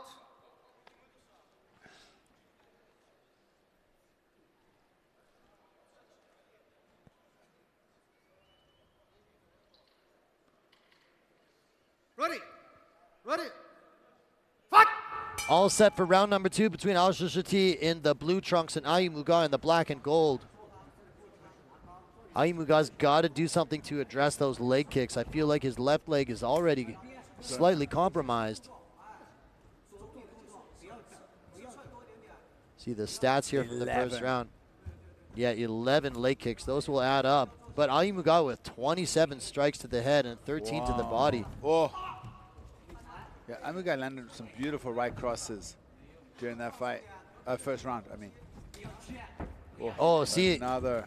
That one as well. Look at this. Ayumuga just slides back in and starts throwing. He's not happy. Yeah, you could tell, you know, the impact of that last leg kick. Oh, beautiful shuffle hook followed by a big overhand. Was significant, and Aoshishiti is really trying to finish his opponent here tonight, but Ayumuga is so tough. Whoa. Step in and swing. See, even there when he went to take a step, I felt like his left leg was just a little bit unstable. Did you notice that? I have not been watching his leg that much, but maybe it's possible. I mean, he took a lot of punches. Yeah, you're right. Does look a little bit compromised, but he's still in it. And he's a warrior. So tough. Whoa, nice kick on the exit. And Ayumuga, you know, he's landing some significant strikes of his own. Yes. And a hard leg kick of his own. Oh, gives him a nice left hook. I feel like there might be a slight momentum shift going on. Beautifully done. Ayumuga gets the takedown. It lands a nice right hand from on top as well. Looking for a Big big ground and pound. Elbows. He's past the guard here now. Big elbows again. That's 3, 4, Wow. 5, 6. And he goes to take the back. He's got no hooks in, but he's just pounding away. Oh, I big think punches here. Aoshishiti is hurt. Oh my goodness. Wow, Ayumuga can finish the fight. He's looking for a leg, is Aoshishiti, but not having it. But look at the damage that Ayumuga is doing. Aoshishiti in on a takedown attempt now. Ayumuga sprawls. Aoshishiti takes the back. Unbelievable. But he rides too high, and now we're back to our feet. Nice dump there. Wow, back and forth action in this second round. For a moment there, I thought Aoshishiti was done. Yes. And how much energy did Ayumuga spend with that flurry of punches? Great point. Now he's got the underhook. Can he? Yeah, he's going to end up getting to the back. Now Ayumuga is on the back again. We He's saw got a nice leg trap position. Dropping big some left bombs. hands. A warning from the referee. Big shots by Ayumuga. And both these guys, they are so dangerous when they get Look at those elbows. Big elbows, big shots by Ayumuga. He is trying to put him away. Ayumuga looking for the finish here. The referee might stop it. The referee right there. Man, Aoshishiti was definitely in danger of getting stopped right there. Deep breath from Aoshishiti. Gets taken down again. Now in full mount, is it? Yes. If he can land some more of those elbows, I think this could be it. 1 minute, 30 seconds left. Can Ayumuga get a win? He's been a while since Raining he got a down win. punishment from the mount is Now, Ayumuga. Big elbows. Looking for his first win since January of 2024. This would be huge for him.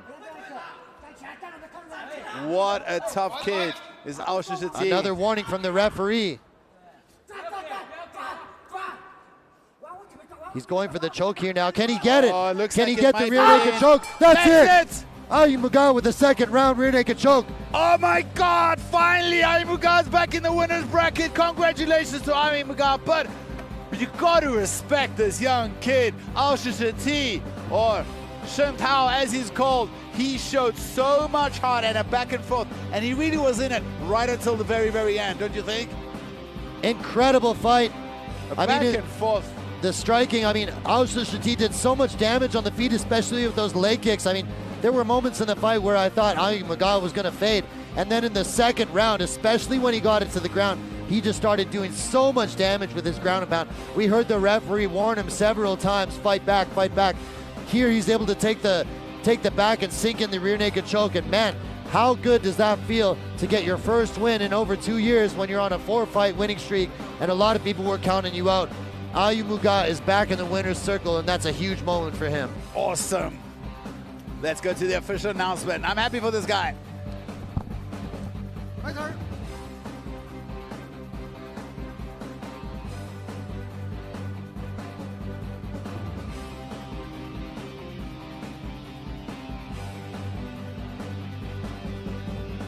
接下来宣布比赛结果。本场男子 MMA 综合格斗规则除两级复赛的最终结果为：红方选手阿育木嘎第二回合3分59秒使用背后裸脚降服获胜。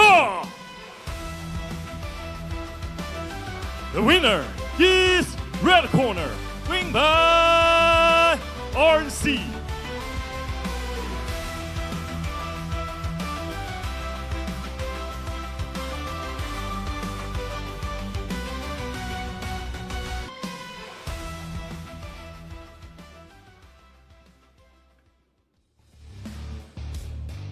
What a night of fights here so far, ladies and gentlemen. 3 finishes and 4 fights, and I'm expecting that this fight is going to be a banger as well. We have 2 fights left on our prelim card. This one in the flyweight division. Here is Aiyituo Yierken. He is fighting out of Xinjiang. He is of the Kazakh ethnic minority. He's 4-3 as a pro in MMA, but has also had pro kickboxing experience. So it's no surprise that the one finish that he does have on his record was by TKO. He has been submitted before by armbar, so it begs the question, you know, coming in with a bit of a striking background, how has his grappling improved since his last submission loss? Because coming in here tonight, he's facing a very good grappler.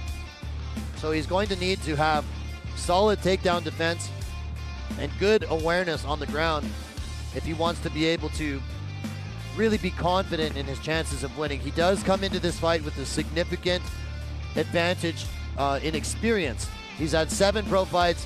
His opponent tonight is making his pro debut. But we've seen so many. Actually, tonight it has been the pros that are winning, but we've seen these rookies, these debutants, really test them. I mean, Ayumuga, he was in trouble in that fight. No doubt. You know, so and the same earlier tonight when we saw in the what was it, the second fight of the night, you know, Alimujiang, he also got, you know, tested. He really got tested. So let's see if Aiyituo, if he will be able to utilize his experience under the JCK lights here. Yeah, you're absolutely right, Woody. So far tonight, we've seen several fighters making their pro debut who just look so composed. And yeah, it didn't look like debutants at all. Exactly, that's what I'm trying to say. Like, we've seen guys make their pro debut and look like seasoned veterans already. Exactly, and you know, let's talk about this kid. He's a rookie making his pro debut here in JCK, but let's take a careful look at that flag right behind him, and the girl, sorry, I think not the girl, the guy dressed in black on his right. That is, of course, Unbo Fight Club. And Wang, the coach, who normally comes out with the Unbo fighters here at JCK, veteran of fighting himself, but one of the strongest teams coming out of China for international fighters. You know, like, when it comes to international shows, you talk about ONE UFC, whatever, Unbo has the most fighters that they have groomed and raised coming out of that camp. Of course, it's a very famous club because of the Unbo himself. Is named after the founder, Unbo. He took in a whole bunch, and he's still got a lot of orphans that join him, and they live at the gym, and this is what they do. And if they don't make it as pro fighters, you know, he's very influential in that region, and many of them turn out, you know, become businessmen, become policemen, go to the army, etc. So they all end up doing something with their lives, but so many successful stories. They made a movie about it. It's one of the biggest movies in China in 2023. Were you involved with that movie? I was in the movie, that's right. It's called Superstar. Yeah. Look at you. Can I have a signature? Anytime, brother. All right. Bajao Longzhong, 2023, English name Never Say Never. Go check it out. It's one of the highest grossing films in China in 2023. Great movie directed by Wang Baoqiang. All about the story of Mambo Godot. This guy has a really cool name as well. So his full name is Caiwangsilang. That's a cool sounding name, man. But because he's like a Tibetan ethnicity, so it's called Zhanzhu, which is Zhanzhu. It's Zhu is like ethnicity, so you go Hanzhu, Zhanzhu, whatever. So his name is Zhan Lang, which sounds similar to Zhang Lang, but it's no G. It's just Zhan Lang, which basically means the Tibetan wolf. Tibetan wolf, that's a cool sounding name. That's a pretty cool name. Aiyituo Yierken, his nickname is Mahaiersha, which is the horseback warrior. So we got the Tibetan wolf versus the horseback warrior. And there's something about this team, man. They have an aura and calmness in their striking, which is just beautiful to watch. Let's see if he has the same flavor. 1 year separates these two, a slight height and a 1 centimeter reach amount is going to the younger fighter, Zhan Lang.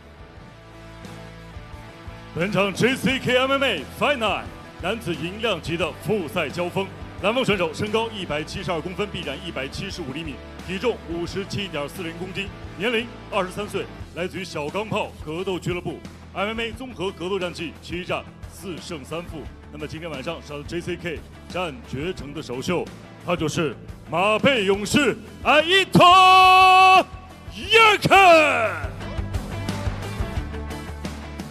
本场比赛，红方选手身高174公分，臂展176厘米，体重57.50公斤，年龄22岁，来自于恩波格斗。那么今天晚上同样是他的 JCK 战绝城的首秀，他就是红方选手Caiwangsilang。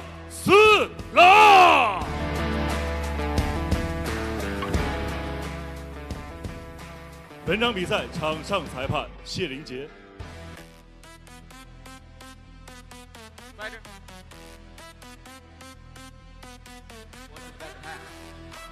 All set for this one, ladies and gentlemen. This in the flyweight division. Aiyituo Yierken, the horseback warrior, is in the blue corner. He is sporting blue trunks. Caiwangsilang is in the red corner. The black and gold trunks. We're all set for this one. Aiyituo and John Lang. Caiwangsilang came out here fired up, excited to make his JCK debut and also his pro debut. So many fighters tonight making their debuts, and I've been really impressed with all of them. Like, what you would expect from a fighter making his pro debut is mistakes, Yes. nervousness. Wrong, especially decision-making, pacing. But I haven't seen any of that. Like, if you didn't know the records of any of these guys, Oh, yeah. you wouldn't be able to tell which guy was making his debut, right? It would be very difficult to say which guy Yes. is making his pro debut if you And didn't right know their now, records. oh, look at this. Sanashizan told me that he thinks he can get the finish. You know, Aiyituo has pro kickboxing experience, but Caiwangsilang is bringing it on the feet. Nice calf kick, though. There's the shot. He's got his hands connected. Stepping around behind. Let's see if he can take his man down.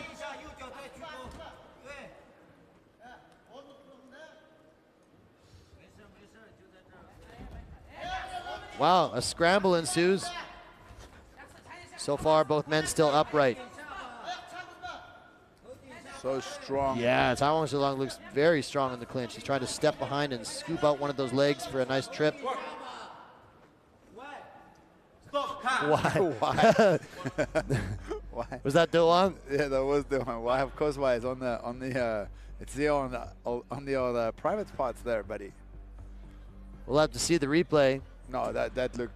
Did it? Yeah, that looked painful. So we have a break in the action here. Aiyituo Yierken seems like he's good to go. We're back in action with 3.5 left to go in the first round. Those blue shorts look nice, right? Yeah, you have a pair. Wouldn't you like some? Yeah, I sure would.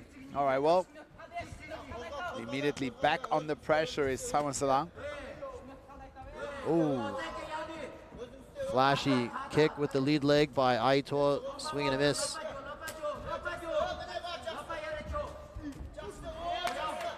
Nice counter right hand by Aiyituo. Aiyituo doing really good at stepping in and out. And that calf kick, that's the second one that we've seen land really hard. He's doing really good at, you know, just staying outside, his hands nice and high, shifting out and countering.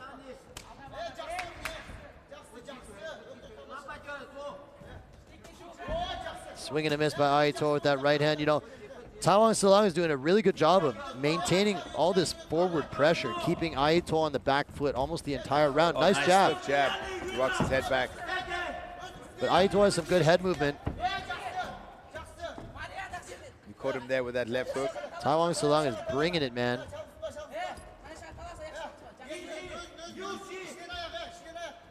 He's looking for the takedown. Really, really putting in the effort to see if he can get Aiyituo down. Aiyituo has had really nice takedown attempt on the cage. Oh, and he gets a takes him takedown down. of his own. That was beautiful. Scramble ensues. Let's see who ends up on top.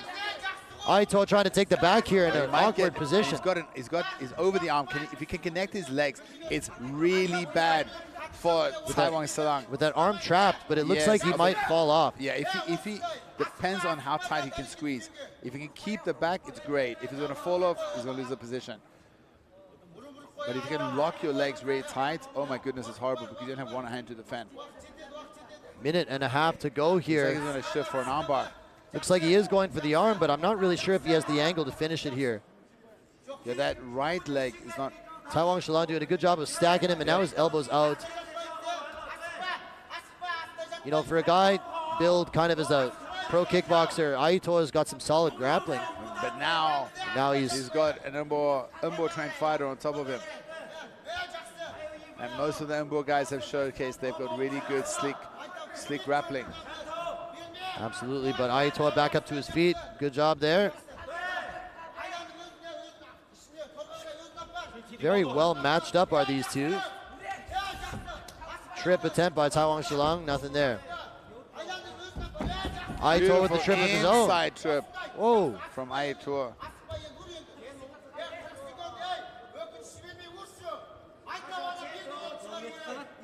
Aiyituo on top with 30 seconds left to go. Let's see if he can do some damage. Somebody is busted open a little bit. We see him. We blood on the... Yeah, we saw Aiyituo look at his corner, say something to them. 20 seconds left to go here with Aiyituo on top. Caiwangsilang is just holding on for dear life. Let's see if he can free those arms up and land some punishment to end the round. Now we see the hands letting... 10 seconds left to go. Just landing punches here. I don't think going for a choke makes sense with only 10 seconds left. But dominant end to the round by Aiyituo Yierken. Yeah, Aiyituo did really good there. And I like how he stayed patient on the outside earlier in that round, doing beautiful counter striking. When he chose to go to the ground, he had It's a beautiful grip, take down, clinch, almost like throws. Does Aiyituo, I mean, all that pro experience paying off here. Let's take a look at some of the action. Caiwangsilang came out trying to finish the fight right away, throwing a really hard head kick that just missed. See a low blow here. That looked kind of on the line, to be honest, to me.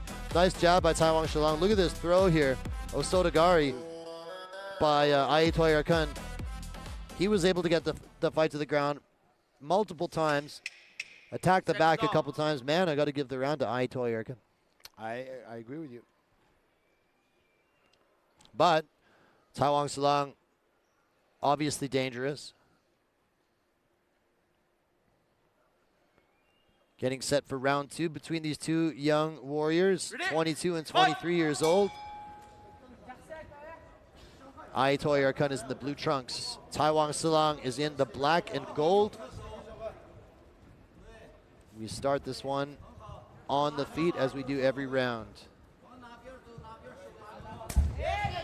Nice, heavy leg kick by Aiyituo. Aiyituo's done so good with that counter striking, but now the pressure of Caiwangsilang back on him again. So confident in his striking is Caiwangsilang and aggressive.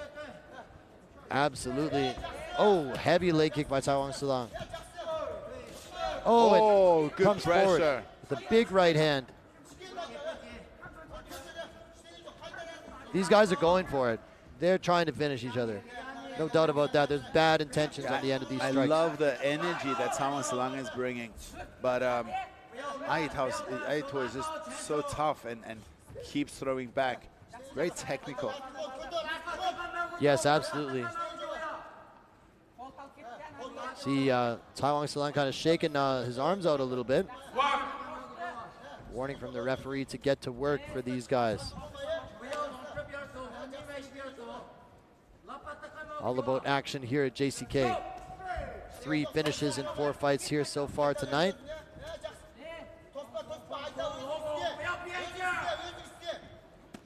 Oh, nice right hand.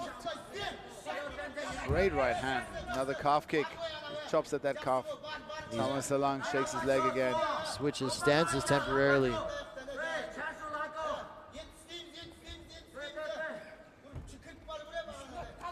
Lots of fakes from Aiyituo on the outside. Very patient picking. It's such a technical striker. Works the body, but nice counter from Caiwangsilang with that right hand over the top. See Do Wang in the corner there, the Unbo fighter. I've known Do Wang for many years. He's a really cool guy. Aiyituo, I think, is having success with that calf kick. And that's the third fight we've seen someone do good with the calf kicks tonight. Definitely one of the techniques that has changed the MMA landscape so much that we've really only seen develop in the last maybe 10 years. Yep. Or less. Maybe even less. I feel like pre-2016, we never really saw that in MMA. Oh, head kick there. Did that hurt him? Oh, and he's got his hand hurt. Top. But Aiyituo so tough. Aiyituo seems like he's still with it here. Doesn't seem like he got rocked too badly, but that was a big head kick. 2 minutes left to go in this second round. Very closely contested round. Khurshedzoda really wants to get this fight to the ground, but he's having trouble, and it's kind of rinse and repeat. You know, he keeps trying to look to reap that leg. Look at that. Aiyituo just, has the answer for that and has been countering him. Yeah, Aiyituo's done very well in the clinch throughout this fight.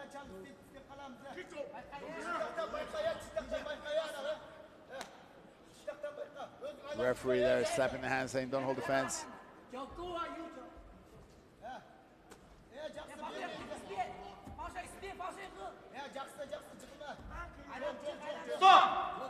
Referee breaks them. Going to bring them back to the center of the cage. And we kick things off again with a striking. A little over a minute left to go in this second round. Close, competitive second round. I mean, neither guy has really pulled ahead, obviously, in the second round, in my opinion. Both guys have had their moments. Yeah, what a close fight. Very so close. hard to score. Aiyituo obviously took the first round. Second round, I'd give a slight edge to Caiwangsilang. Especially because after he caught him with that head kick and right hand. Absolutely. Even though Aiyituo looked like he was unfazed. I mean, that was two significant strikes. Working the body is Caiwangsilang. Another calf kick. Oh, that leg kick bothered him there. You just see how his leg gets wobbled. He keeps checking. But Caiwangsilang is still on the forward pressure, relentless. With 25 seconds left to go in this second round.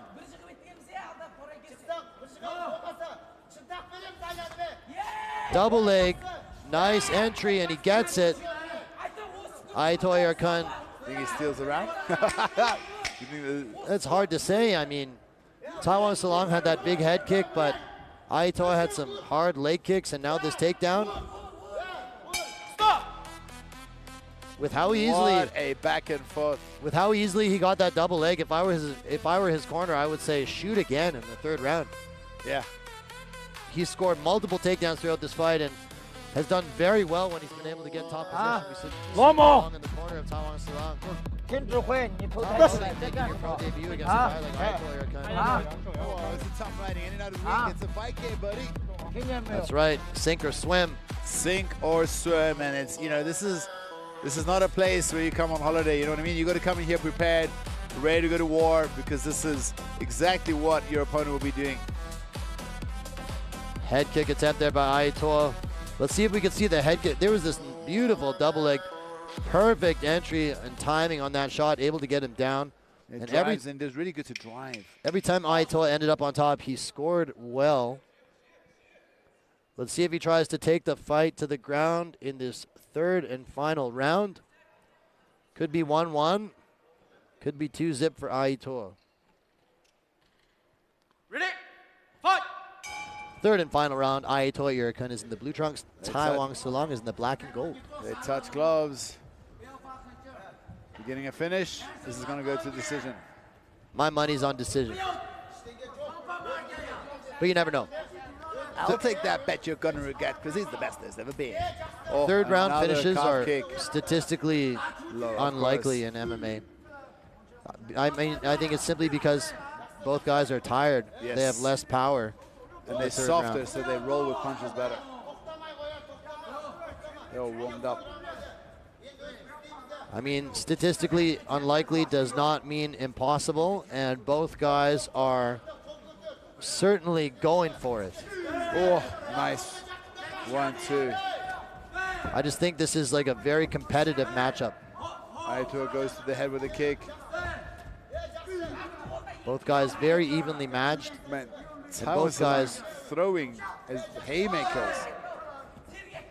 I think his corner advised him that he needed to pick up the intensity and pace because he's obviously coming out here with much greater ferocity than we saw in that last round. Looks like his nose might be broken. Yeah, his nose seems to be bothering him. He was touching up his nose a little bit there.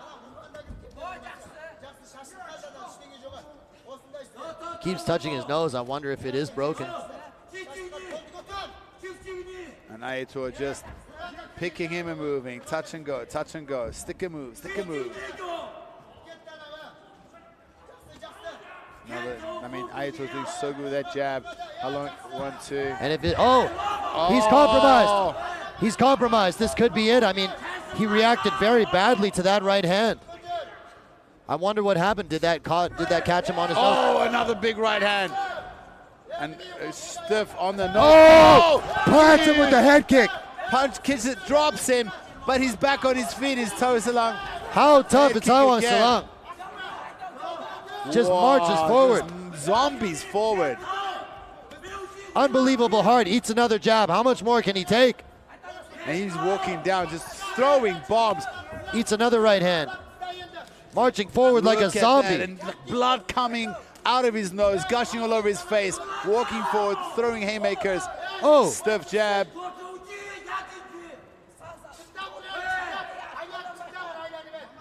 It feels like Aiyituo is trying to time something, yes.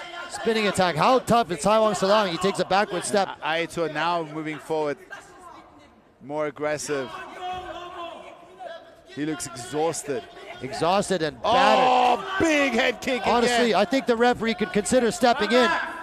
Tells him to fight He's a young guy, only making his pro debut. He's throwing bombs. He's too tough for his own good. Oh, almost gets a knee to the face there. Another kick blocked though. I mean, 1 minute and 45 seconds left. I feel like 1 or 2 more good shots and the referee could step in. That's it. That's it, the referee stops. Aiyituo Yierken. I'll take that bet you're gonna regret. Oh my You're goodness, absolutely right. Aiyituo coming in. And I mean, it's kicked off with Caiwangsilang came in and he was way more aggressive in the 3rd round. But in the end, it is Aiyituo. And look who's with him there. That's Songhaer. I don't know if you know Songhaer. Songhaer actually, you know, he fought Yixuan for the million back in the day. And we haven't seen him in ages. I spoke to him like, hey, when are you coming back? He apparently was going to come back earlier this year, but the fight got canceled. Let's take a look at the finish here. This doesn't really tell the full story. Oh, no, it's because prior to that, Caiwangsilang had absorbed a tremendous amount of punishment. And his nose was broken. Walked forward. He ate some huge shots prior to this, and this was really just, you know, the straw that broke the camel's back because he was already so battered and beaten down by this point. And look at the body language. The referee mercifully steps in. I think that's a really good stoppage. I agree. When you have guys, incredible performance by Aiyituo Yierken. Fighter.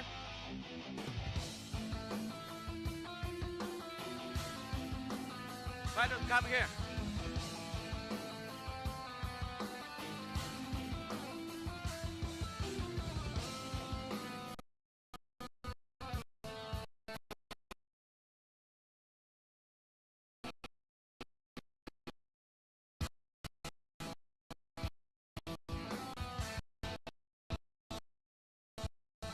接下来结果，本场男子 MMA 总力量选手Yierken 26胜。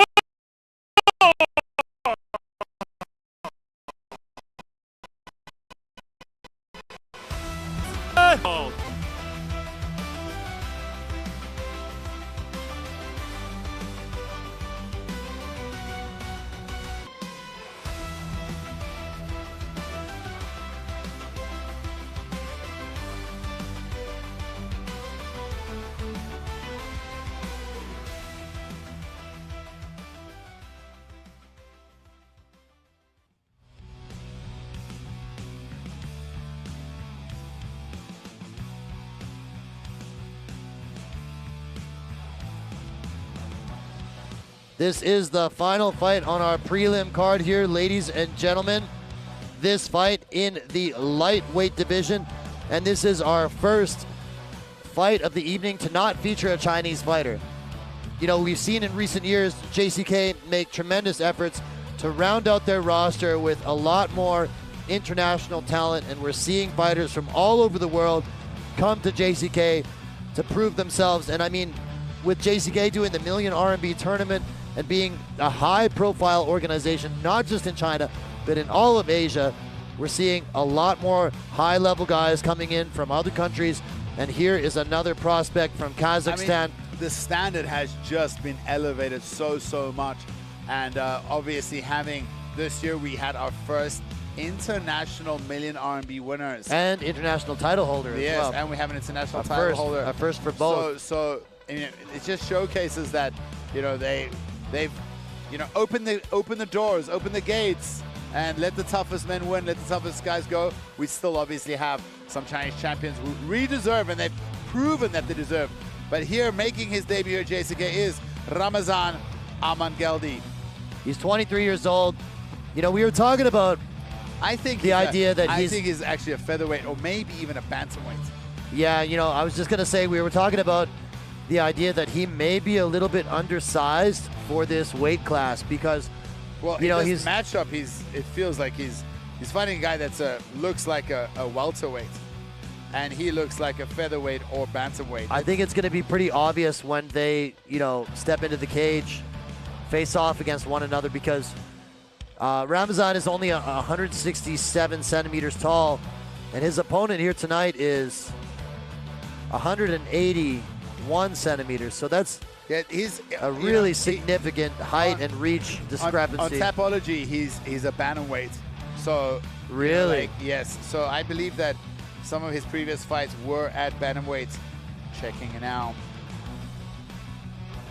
I mean, looking at his frame, I think there's no doubt that he could make featherweight, and you're probably right. I mean, if he's fought at bantamweight before, it's interesting to see that he's fighting 2 weight classes up, and this guy is definitely a true lightweight.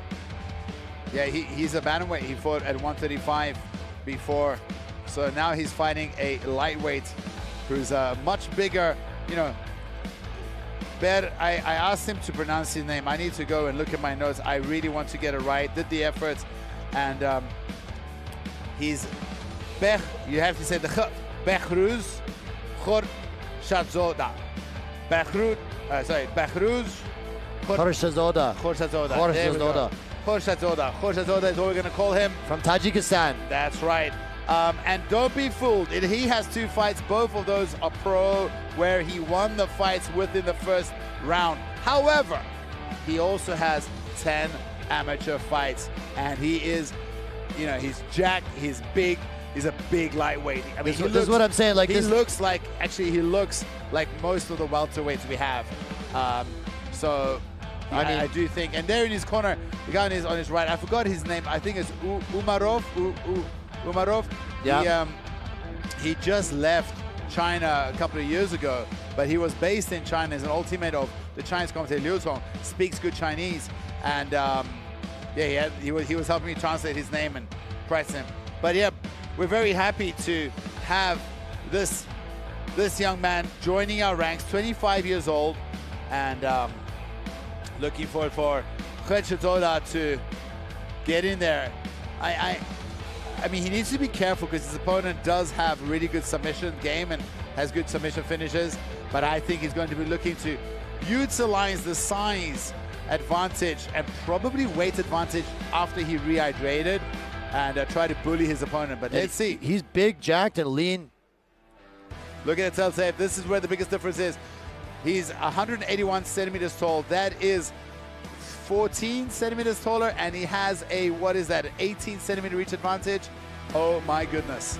本场 JCK MMA Fight Night 男子轻量级的复赛交锋，蓝方选手身高167公分，臂展166厘米，体重70.80公斤，年龄23岁，来自于 Prelims Fight MMA 综合格斗战绩7战5胜2负。今天晚上是 JCK 战决城的首秀。Ladies and gentlemen, let's welcome the blue corner from Kazakhstan. Gets ready for Ramazan Amangeldy. DF。本场比赛，红方选手身高181公分，臂展184厘米，体重70.10公斤，年龄25岁，来自于 Featherweight Fight MMA 综合格斗战绩2战全胜。今天晚上同样是他的 JCK 战绝城的首秀。Ladies and gentlemen, let's welcome the red corner from Tajikistan. Get ready for Behruz Yihuoshibai the Zoda! The referee who charged in his octagon is Mr. Zhang Yongxin. Ladies and gentlemen, this is our featured prelim of the night. This in the lightweight division, and here we see the size discrepancy.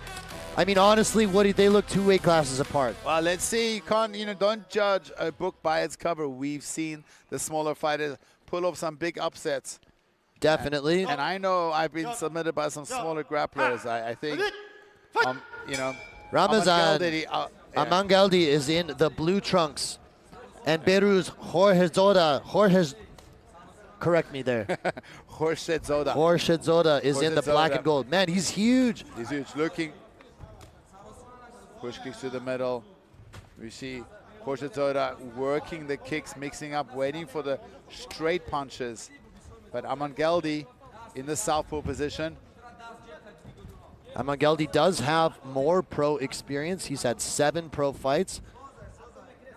Behruz has only had 2 pro fights, but he's perfect 2-0. And both those fights were finished in the very first round. Including a win by Cap Slicer. That's pretty nice. rare I asked him submission. what's his background. He's like, MMA, brother. MMA, brother. Behruz looking to make an impression in his JCK debut. Both fighters. Eats that inside kick, but just gets a trip as a counter. Just looks like he's a little bit physically stronger. But Amangeldy is staying outside very well. So fast on his feet is Amangeldy. Like he slides in and slides out. I mean, he might have the advantage of if he didn't have to cut as much weight. Yeah, and also, I mean, sword division is normally a lot faster. Beautiful entry on that shot by Behruz. Khurshedzoda just runs through, grabs the legs, and now look, he's got both those legs trapped. This is not where you want to be. Khurshedzoda on top here with the leg lace. And he does break the grip. Now he's going to pop his head out. There's no real submission threat there. But he's sitting on the legs. He's going to start. He's got a Dagestan, going for a Dagestan handcuff on the far side.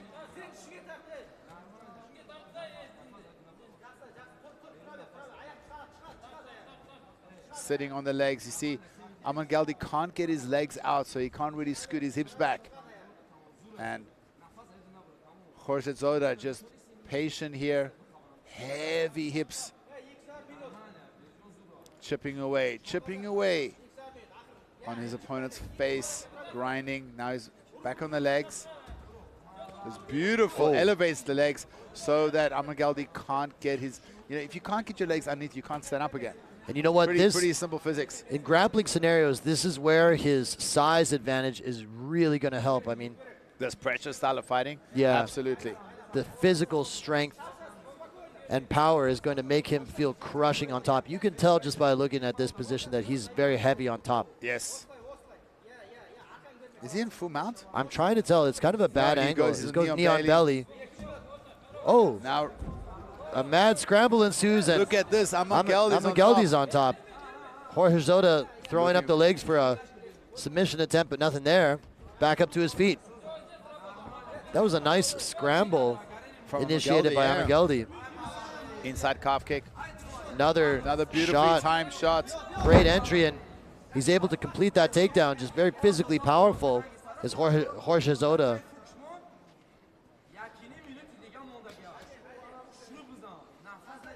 And just rinse and repeat, sitting right on the knees with the legs locked, laced. Putting his forehead right in the chin of Amangeldy. He's going to keep scooting those hips back down to the floor. Yep. You can tell Khurshedzoda is just physically very powerful. Oh, this is very bad. If he can get above the knees and lock those legs, he can start framing up and posturing.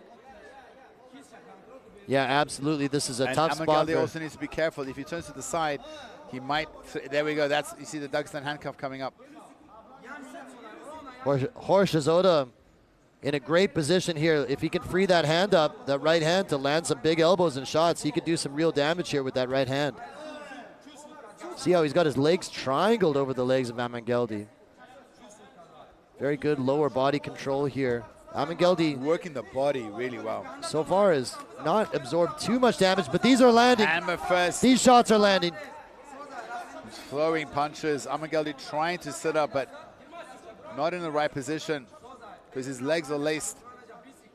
And Khurshedzoda just putting pressure on him. So hard to get out of the position because he's got that lace above the knees. So tough.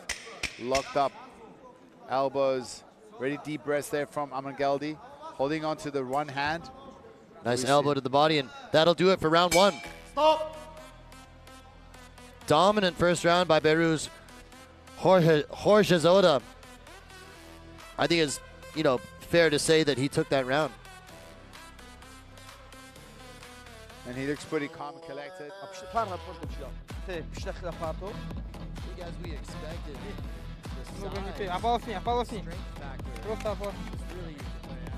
coming into play here. Let's take a look. How cool would it be if Amangeldy gets the upset win? That would be insane. Such a cool. You want to be like, you want to say underdog, but in this case you want to say you can't say Chihuahua. He's built like a pit bull, but the pit bull taking out he's stocky and he's a strong guy himself. Yeah, I just think he's in the wrong weight class. I agree. Like with his frame, it's just my opinion, but I don't think he should be fighting at lightweight. Bro, if the call comes, you take the fight, buddy. Especially if you're an up-and-comer, don't have many opportunities. When the phone rings, you say yes. To all the up-and-coming fighters out there, unless you're in a really, really strong team that's got great connections, when somebody phones you, say yes. I mean, we'll see if he does sign with JCK. I'd like to see him potentially move down to a lower weight class. Big body kick and a takedown right away. I mean, this is exactly what happened. Our co-main event, we saw Sukhbat come and take a short notice fight, upper division against Simuka, got wrecked, but since then, come back and be on an absolute tear. 5-fight win streak since that fight. So, looking forward to seeing him later in the co-main event, but for now, we're in the lightweight division. Already on the hips of his opponent is Khurshedzoda. And it's Tajikistan versus Kazakhstan. And anytime we have fighters from those countries, we always see a lot of support in the chat. Shout out to everyone watching on YouTube. And beautiful control from Khurshedzoda. Khurshedzoda is going for the calf slicer. Going for the calf slicer again. He does have a win. I mentioned previously. Look at how good Amangeldy is. He's trying to keep that leg really straight. Yes, not bending his legs. That was some smarts, buddy. Really, really good. That was really cool attempt. That's a submission that we really don't see in MMA very often. Haile Arkoa has a nice win in JCK by calf slicer. Khurshedzoda now on the back, got one hook in. Khurshedzoda is trying to go for that choke. I wouldn't be surprised if this guy has a monster squeeze. So if he can get the choke, got the body triangle. If he can get it just, anywhere around his opponent's head. General area. Squeeze his head off. Man, Amangeldy does not look like he's an idiot with the grappling. No, he's very, very... Like we saw that scramble in the first round where he just popped out and got on top very quickly. But, I mean, this is not a good spot to be in with the body triangle here. And 3 minutes left to go. And they're still relatively dry. And so active is Khurshedzoda. Body triangles has proved to be one of the most difficult positions to escape in MMA. Yeah, like one of the most dominant controls you can get. Like we've seen so many fights where a guy gets a body triangle and is able to hold it for the whole round. Yep. Like you remember Alison Barboza versus Sujilahu, infamous example of that. Very controversial decision in the end. Controversial decision there in the end. But look at this. Khurshedzoda, I mean, Khurshedzoda is just so active. Yeah, we see the grimace on the face of Amangeldy there. I don't think these shots are in danger of stopping the fight, but maybe this is not good. He cannot allow him to. I mean, if he can get him belly down, that could be you know, dangerous. I don't think he can generate enough power from this position to finish the strikes. But here he goes with the rear naked choke. He's got the gable grip. I can't tell how tight this is. I think this is going to be it. I think this is bad. He's trying to squeeze. Maybe another second round rear naked choke, but the angle doesn't look perfect, to be honest. The angle, if he can get it on his bicep, it's not quite there. Yeah, Amangeldy tucks his chin in there. You know, and that's just little adjustments that you see from a guy who's very experienced, right? He's been here, done that, been training a long time, and was able to survive a tight rear naked choke attempt. Just the angle wasn't quite there. Khurshedzoda just so relentless. I feel like if he can flatten him out. He's going to try to flatten him out here, I believe. If he can go belly down and land, like here, this is dangerous. This is bad. This is dangerous now. Amangeldy needs to Big get out. shot. The referee is going to take a look at this. I think this is going to be it. Second round, TKO for Behruz, Khurshedzoda. And he gets the finish. He really was just too much. Jumps over the cage. Right there, goes and gives a hug to his corner. Celebrates with his team. He walks back around. Doesn't want to make the jump back inside. And now a perfect 3-0 in his professional career at 25 years old. Things are looking bright. The future is looking bright for Behruz, Khurshedzoda.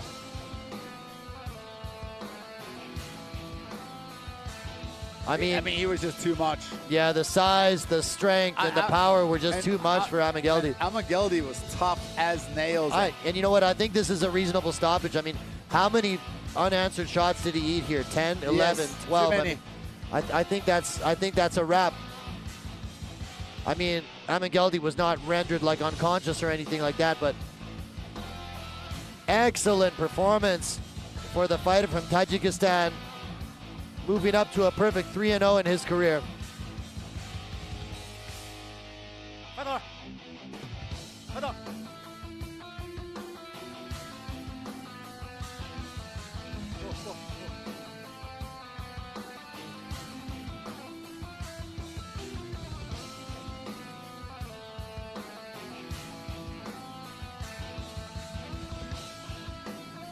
接下来宣布比赛结果。本场男子 MMA 综合格斗规则轻量级复赛的最终结果为：来自于塔吉克斯坦的红方选手贝鲁兹Khurshedzoda，第二回合3分39秒使用地面砸击 TKO 获胜。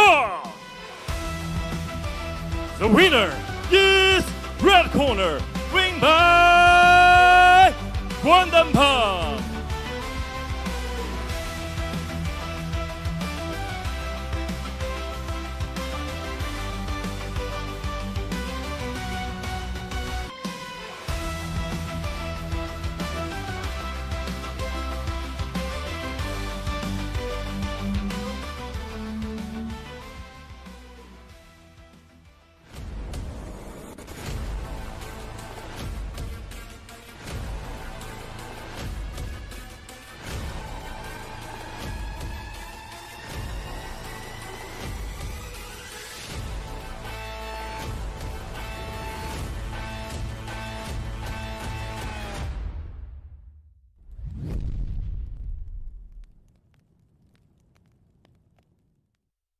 电脑中撕裂梦境，汗水浸透绷带的纹理，影子是我唯一对手在空荡，全馆与我较力，他们开路第扫消耗，看准时机把它重新断掉，避免大权不是暴力，是解不开的手学不好。灯光暗下，观众退场，只有我俩面对这轮，真正的对手不是对面，是我的恐惧和惰性，颤抖中被锁住，我跟每一秒都像在拷问，投降吗？不，继续撑。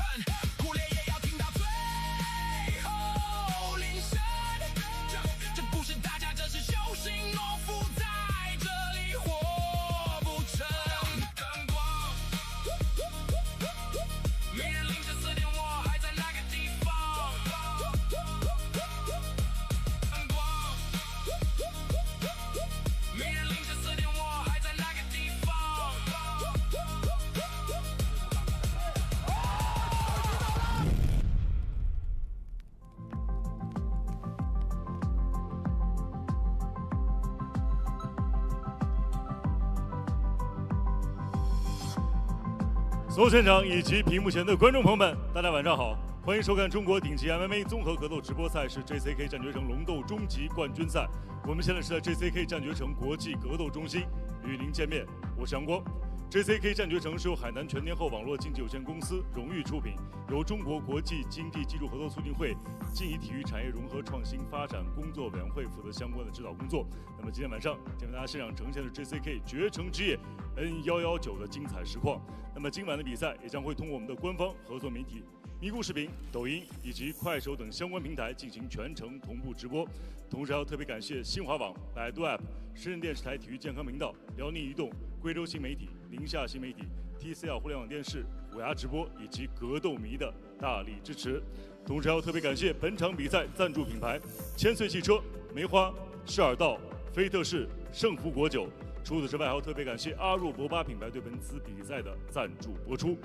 那么今天晚上正赛方面应战选手分别是女子银量级的部分，李怡璇对阵 Hirona Sobirova， 羽量级乌雷伊夫大战 Hastar Sarko Turbak， 男子68公斤级的协议体重之战，阿平史拉大战马努切赫尔达夫拉托夫，雏量级联合主赛，李金波对阵奥特根苏荣苏赫巴图，羽量级头条主赛，滕里格大战伊兹丁阿尔德尔巴尼。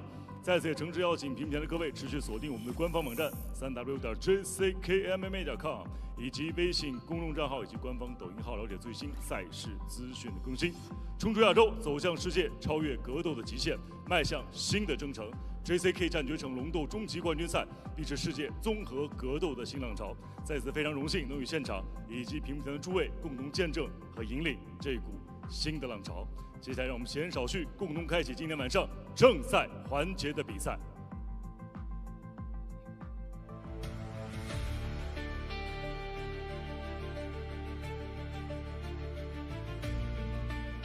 支撑着我在这条道路上一直前进的是对于这项运动的热爱。我想见证更强大的自己。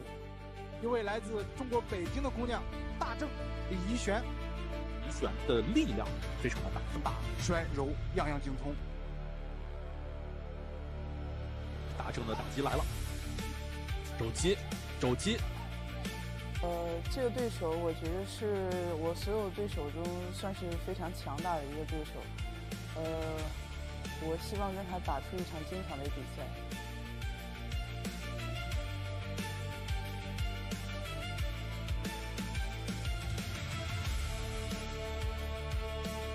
希洛拉·索比罗娃，来自乌兹别克斯坦的母狮，带着未知的实力与燃烧的野心，首度踏入 JCK 战绝城八角笼。我希望这场比赛的结果就是我无偿拿下比赛。今晚稳扎稳打的大正迎战神秘的母狮，是经验捍卫荣耀，还是野心创造奇迹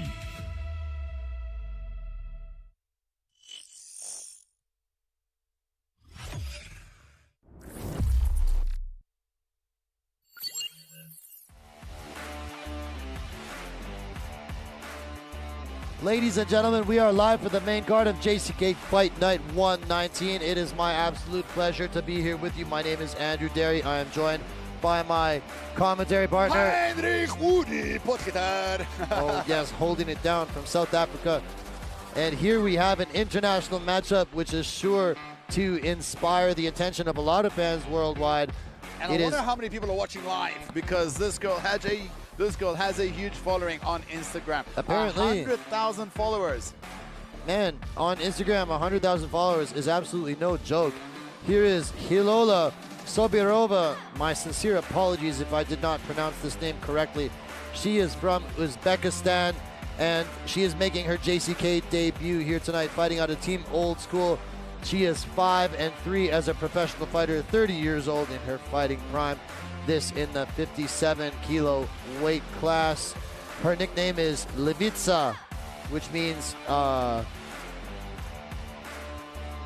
Musa, the lioness. Lioness. Okay, okay. I had to think about how to say that in English just for a second. Lioness. Isn't there? Who's the other famous fighter? Amanda Nunes with the lioness. Yeah, so that's a great namesake, you know. coming out with the Uzbekistan flag. And she has 3 wins by finish, which are all by KO or TKO, which suggests to me that she has some pretty serious stand-up skills. Yeah, she's a former boxer, and she had a long striking career before she made the move to grappling, or to MMA. And yeah, so when she started out, I believe she was caught a little bit with her, with her grappling, but now she's a full-on MMA fighter now. I have to make one observation about her record, Woody, because I have to keep things legit and unbiased. I mean, looking at her record, all of her wins are over opponents who had 1 or fewer pro fights.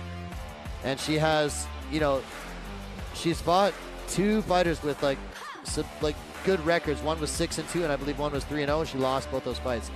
So this could be a factor for me because her opponent here tonight, Li Yixuan, has a good record. And she's tough. 7-3. Li Yixuan, though, she prefers to fight at 52. She doesn't like to fight at 57. She took this fight, but she did say she really wants to, in the future, stay in the 52 kilograms. She feels at 57, the other girls are just too big for her. She walks around closer to this weight. She almost didn't have to cut, but she did take the fight. And I think stylistically, this is a good matchup for Li Yixuan, as long as she doesn't make it a stand-up war. And talking about her opponent, going to walk out of the red corner now is the Chinese fighter, Li Yixuan. What an amazing life story for this young lady. She is what they call a 学霸 in Chinese. That term is used for kids that are amazing scholars. She has made a very rare life choice, walking away. I mean, how many Chinese people can walk away from a life of privilege, and now she's chasing her fighting dream? She only started training at 26 years old after she got put into quarantine during COVID-19. Didn't she start to just like lose weight? Yeah, or something like that, just to get in shape? No, actually what happened is she had some bad experiences. She told me, the kids in UK, the kids on the street, they're wild, man. And she was harassed by even like illegal actions. But more important, she felt she was a bit depressed after her time during quarantine because she got locked down. And then she went to a gym. She wanted to train Muay Thai, but there was a BJJ class happening. They asked her, how about you try the BJJ class? And then this is how she told me the story. And then I just jumped into the BJJ class. And I was like, and then what? And then she's like, well, I just never left. That's it. I never left. And she's been fighting ever since. She was studying in the UK as an engineer. Wow. Like her family's from Beijing. She's, I don't know, how wealthy they are, but she does agree, and she walks away from, she could have just had a life of pleasure, or sorry, a life of comfort, and she loves training, she loves fighting. I just looking at her record, remember, in her last fight, she beat a good friend of mine who's Fong Lu, who's a very decorated BJJ black belt. That's right. So it really showed that... And the thing about it is she doesn't have a sporting background. When she was in high school, the coach would say, hey, come do more sport, you're talented, but she had to focus on her studies. So she does have athletic talent, but she never really trained any sports. But for someone who never did any sports, for her to be so athletic and strong is amazing as she started to train so late in her career. But let's have a look at the tail of a tape. Both these girls are 30 years old and very similar height, but a 10-centimeter reach advantage going to Sobirova.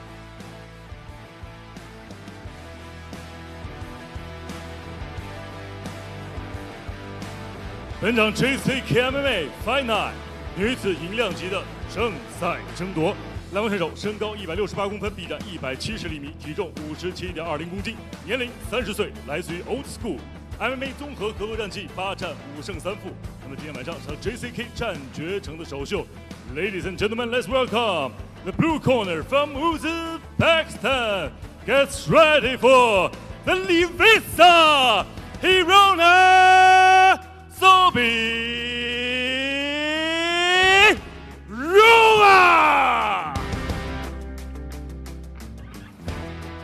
本场比赛，红方选手身高166公分，臂展160厘米，体重57.40公斤，年龄30岁，来自于 GP 综合格斗馆 MMA 综合格斗战绩10战7胜3负 ，JCK 战绝城战绩7战6胜1负。他就是来自于中国的红方选手大胜李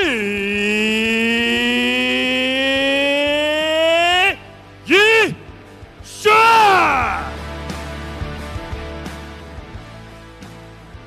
今天晚上比赛非常高兴，邀请到了国内著名的擂台解说专家侯伟老师和刘聪老师，他们两位将在现场为大家带来今天晚上比赛的直播评述。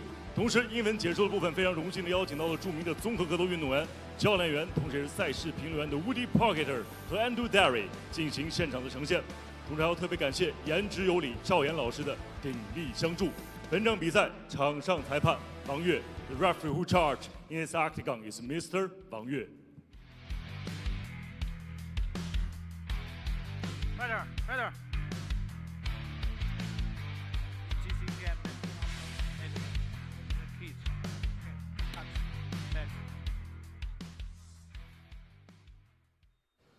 All set to go for the first fight on our main card of JCK 119. It's Uzbekistan versus China. Khilola Sobirova is in the blue trunks. Li Yixuan is in the red.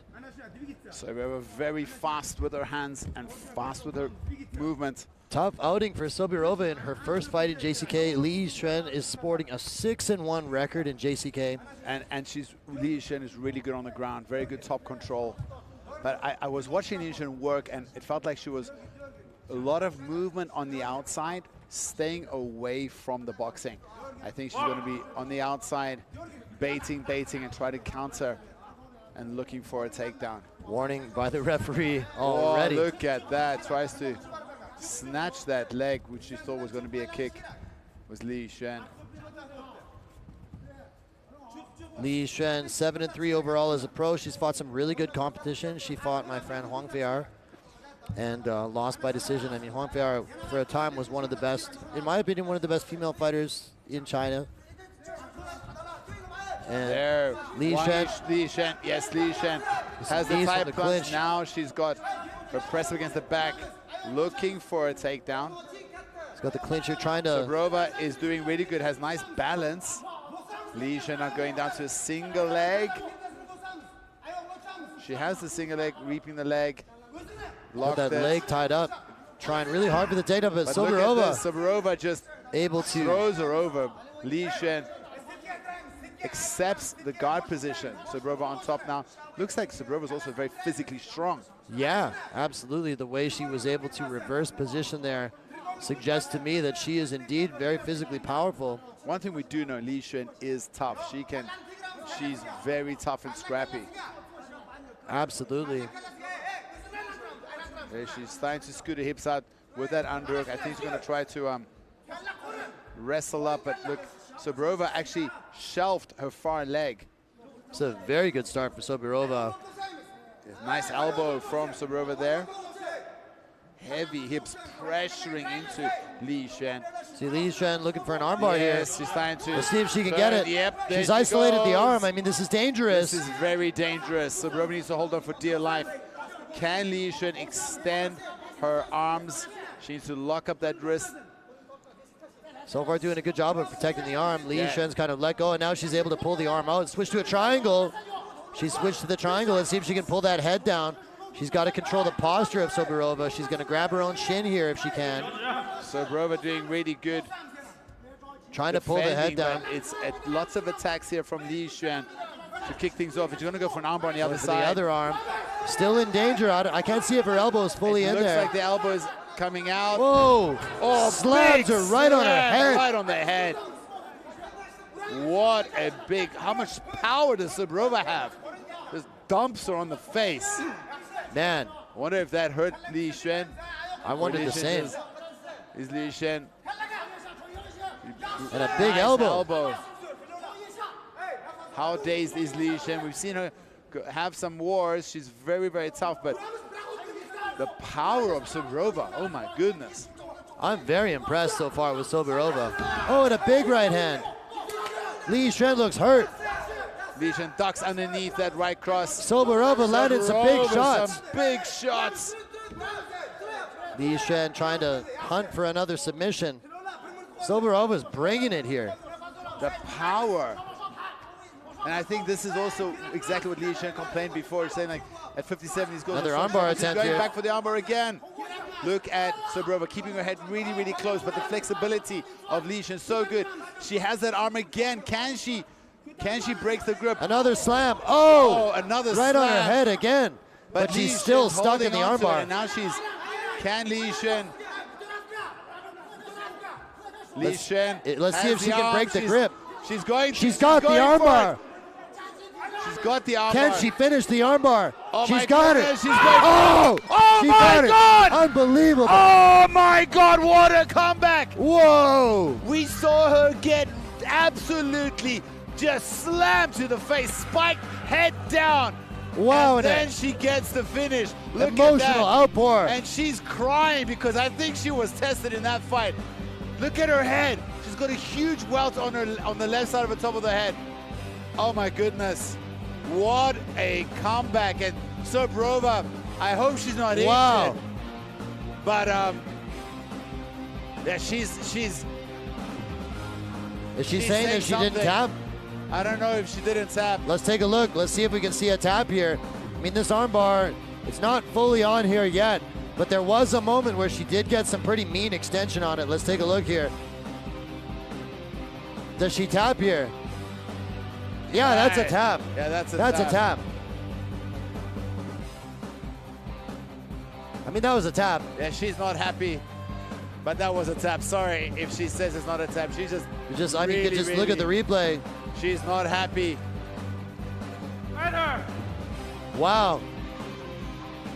Emotional outpour from both fighters at the end of this one. Li Yixuan was clearly tested in this one. Got slammed on her head twice. Yeah. And Sobrova is in anguish here. Both girls crying, but for different reasons.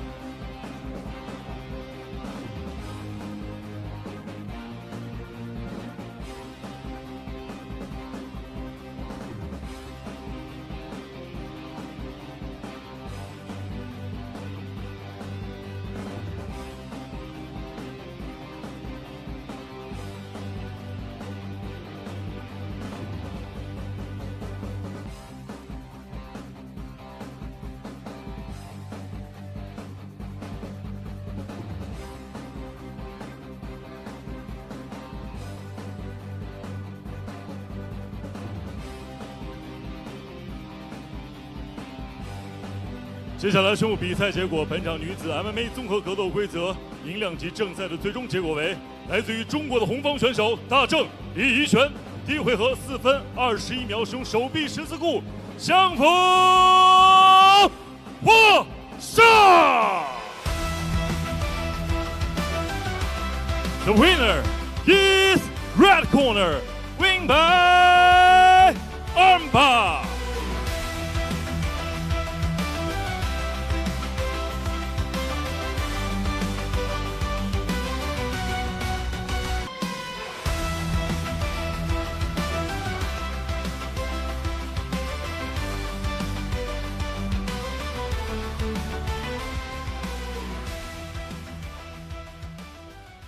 接下来将会进行是今天晚上备受关注的羽量级的正赛交锋。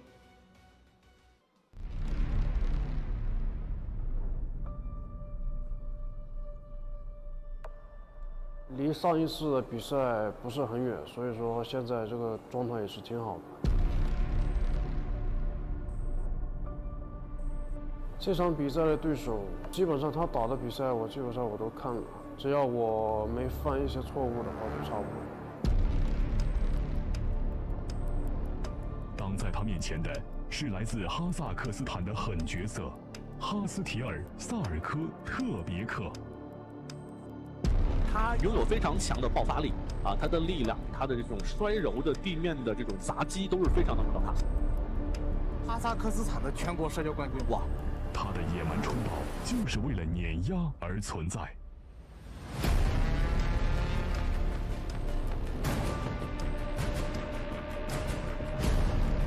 站立打击和这些移动啊，这些步伐都是我的优势。期待我这一场的比赛。哈斯提尔，他来这里只有一个目的，在羽量级打下一块属于自己的地盘。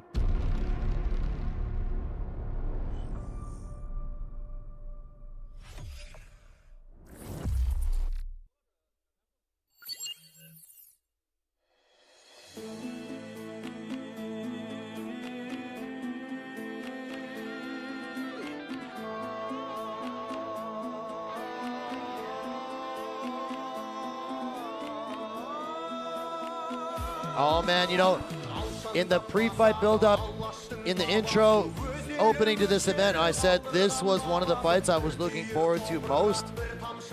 Caster is a hot prospect in JCK. So he just moved down to the featherweight division. He's had 3 fights in JCK and all of them have been explosive. Man, his fight with Lojo Jiangcuo, the build-up to that was one of the most dramatic and controversial build-ups to a fight that we've had in a long time. They had a real back and forth on social media. That fight was crazy. Caster is an extremely powerful and explosive fighter.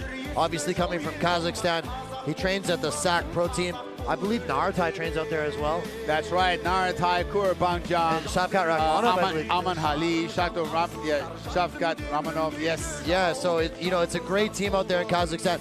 This guy is actually very popular in Chinese social media, as I mentioned before. He has a huge personality, man. He's like one of those he grows, he's all fired up and gets in his opponent's faces. Remember his fight? I mean, he lost against Lojo Jiangcuo, but man, during that build-up, there was a lot of social media back and forth. And the ending to that fight was one of the most controversial endings we've had in JCK in a long time. For a while, because there was such bad blood.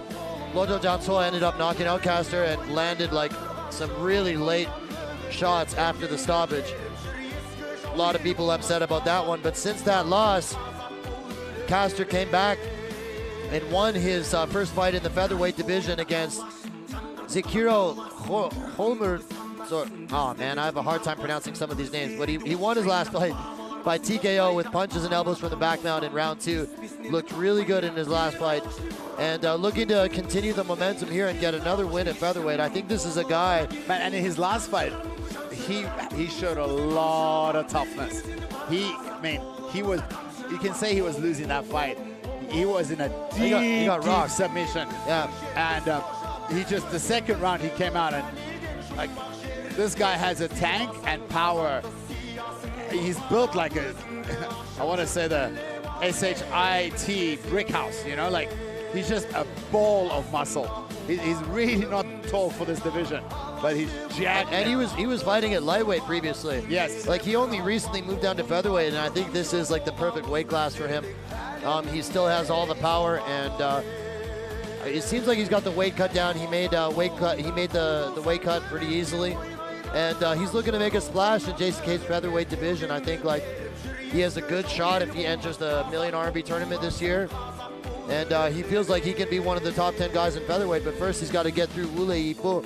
Wu Yifu's had 15 fights in JCK, so he's definitely a veteran. But I think this is a really good matchup for him to showcase his skills. His nickname is the Snow Leopard, which is really cool. Yeah, yeah. Caster Sarkitbek, the Snow Leopard, fighting out of Kazakhstan. A lot of hype around this guy. Still only 26 years old. Pro record of 7-2. Looking forward to seeing what he can do here tonight. But this man is no joke. Another cool song. So here at JCK, if you want to have your own walkout music, you need to have the artist himself write a letter to JCK, or you need to have your own song written for you where you own the rights to that song, which is kind of cool. So whenever we hear a song, we know that the fighter or the artist did the effort to give a song. And it's this man, Wu Yifu. You know, he just changed. He doesn't have a walkout name. I asked him, he's like, why did you change? Because you used to be the Black Panther. Why did you change your name? He's like, I think my name's better. Like, all right, that's a very, very fair thing to say. His nickname used to be the Black Panther? That's right. That's a sick nickname. Well, he's Wu Yifu, and you know, he's coming off a loss, and you know, he must be frustrated because in that fight he fought the Mongolian Ermun, and all Ermun did was just utilize his long range and literally run away the whole fight. That fight, a lot of fans were saying the referee should have given a warning to the Mongolian or even deducted points, because Wu Yifu was literally shouting and saying, come on man, let's fight. Wu Yifu is incredibly strong and athletic, always shows up in shape. His biggest challenge has been, to be honest, just the finer technical skills of MMA. For example, the grappling department or the cage wrestling, etc. He does have a wrestling background, which I believe could be the secret to success. If they stand on the feet, I believe he has the chin and the power in his hands to really put it on Caster, maybe even be the favorite on the feet. But once this hits the deck and Caster is on top, I believe it's going to be very difficult for Wu Yifu to get back up. However, Luo Tianlong, that whole team where Wu Yifu is from, they all got a wrestling background, including Wu Yifu himself. He is a former wrestler turned to MMA fighter.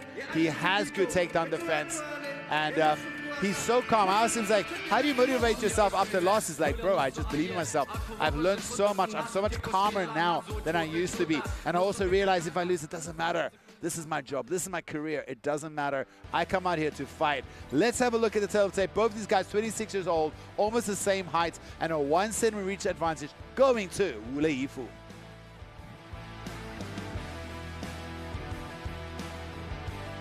本场 JCK MMA Fight Night 男子羽量级的正赛争夺，栏目选手身高172公分，臂展178厘米，体重66.20公斤，年龄26岁，来自于 SAQ Pro Team。MMA 综合格斗战绩9战7胜2负 ，JCK 战决胜战绩3战2胜1负。Ladies and gentlemen, let's welcome the blue corner from Kazakhstan. Gets ready for the Snow Panther, Caster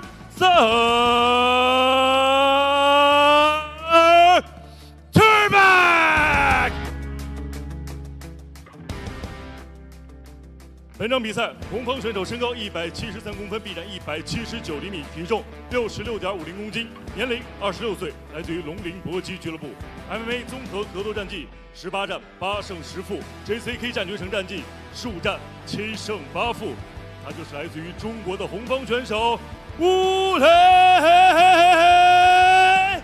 Yifu。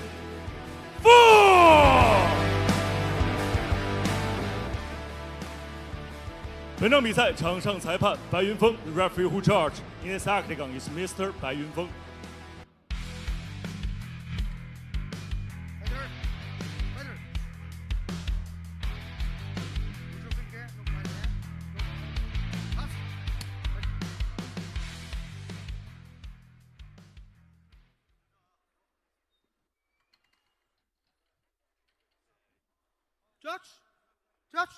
Judge, time. Ready, fight! All set for this featherweight tilt between Caster Sukhbat, the Snow Panther, and Wu Yifu, formerly known as the Black Wolf. Now just Wu Yifu. That's right. But interesting to note, this is the fight. This is the fight that you were most excited about on the card, right? I'm excited to see Caster fight because he's got a lot of hype. He's got a big following on Chinese social media, and he's out to prove himself. And he's a really fast, heavy-handed, explosive, powerful fighter. All his fights have been really exciting in JCK so far. Even his knockout loss. I mean, even when he loses, it's exciting.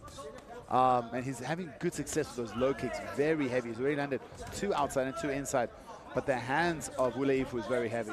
100%. How long before Caster shoots is my question. 100% of fans on Tapology pick Caster to win. No way. 100%. 100. Oh, yeah. Another nice right cross, but the heavy leg kick even buckles the leg. I think people just look at the records, because if you look at the records on paper, you see a guy who's 7-2 versus a guy who's 8-10. Yes. When you have a guy who's got more losses than wins on his record, most people are going to pick him to lose. But that doesn't tell the whole story, because if you look at some of the guys that Wu Yifu has fought. Look at Wu Yifu. I mean, he takes that. He can take a punch, and he looks for the uppercut there. Caster's also very strong, but Caster's low kicks are really heavy, meaty low kicks. If you watched Wu Yifu fight and you didn't know his record, you wouldn't guess that he has a losing record, right? Yeah, for sure. He's one of the guys who I feel like he's a gatekeeper of this division. He's so tough, and just that bad luck with his matchups. He's fought everybody. I've even invited him to say, like, man, come. Oh, he eats a big overhand there. Big, powerful right hand by Caster, and now Caster's in on this. I think this is where Caster is going to have a big advantage. We say there in the behind Wu Yifu, outside his coach, Luo Tianlong, telling him to circle out. Can he circle out though?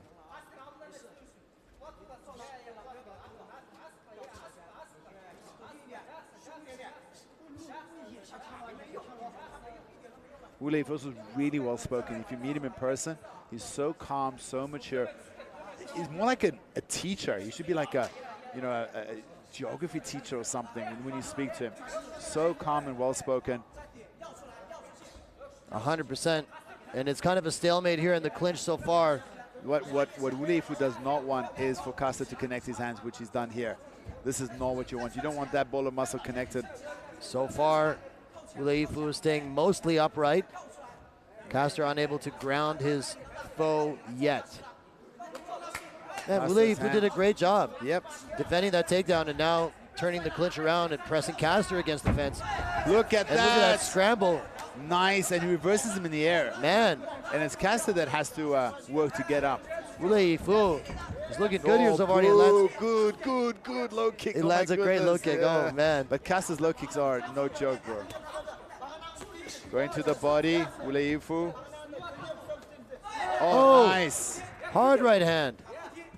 You know, there's a thing, when you carry that much muscle on your frame, your muscles need more oxygen. Of course. And a lot of times we see heavily muscled guys gas more I don't know, man. This guy doesn't gas. You want to watch his last fight. It was an absolute, but maybe one of the best rounds ever, first round. And then the second round, he comes back and, literally turns around at the gates of hell and comes and gets the win. There's a beautiful time. But look, Wu Beautifully timed shot, but he defends. Digging in the underhook. Opens his hips. Caster gets him down. Does get him down for the first time. He's got a minute to work, and he passes the guard. Almost pass now into side control. And this is the biggest challenge Wu Leifu's had, in my opinion, is when his back is on the floor.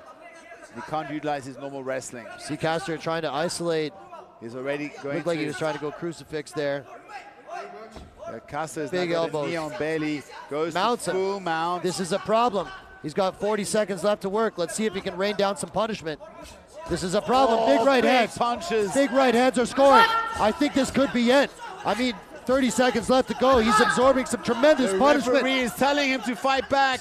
Can Caster do enough for the referee? Can he get the first round finished? Wu Leifu is moving, but he's going to free the left hand too. Some of those look to the back of the head, to be honest. Yes, I agree. He's opened up. Him out 14 seconds. I think this is over. It's over. Caster wins by first round TKO. Just too much. Caster celebrates, and he's sauntering back on the cage. Congratulations, Caster. He has another dominant win, and your heart goes out to Wu Leifu. Man, he looked really good until he got his guard passed. Caster Sarkutbek makes good on his featherweight matchup here and improves to 3-1 in JCK with a very impressive first round finish.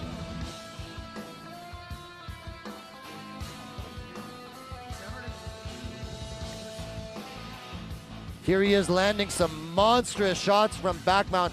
He actually finished his last fight from back mount as well. Wow. We know elbow to the back of the neck. Oh my God. Once he gets this position, he's deadly because he's got so much power. He's got these heavy hips. Wu Leifu has nowhere to go. He's absorbing punishment, and the referee mercifully just steps in. I mean, he must have eaten about 20 unanswered shots. And the worst is 12 seconds to go. If you could have just turned a little bit, but anyway, too little too late. And the control from Caster just so dominant. Once he gets into those positions like a full mount or a back take, incredible strength shown by the Kazakhstan fighter. 接下来宣布比赛结果，本场男子MMA综合格斗规则与量级正赛的最终结果为：来自于哈萨克斯坦的蓝方拳手雪豹 Kastar Sarkutbek， 第一回合4分50秒使用地面砸击 TKO 获胜。The winner is blue corner, win by 1 pound.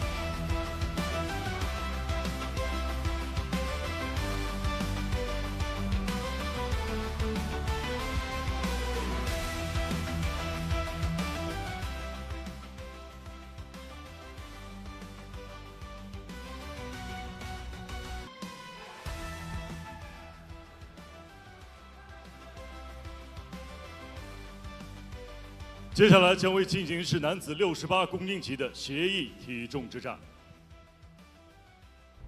我是阿平石拉，来自四川凉山，是来自于昆力俊龙的硬核散打。虽然是硬核散打，但是感觉阿平史拉很细腻。很期待比赛啊，因为很长时间没比赛了。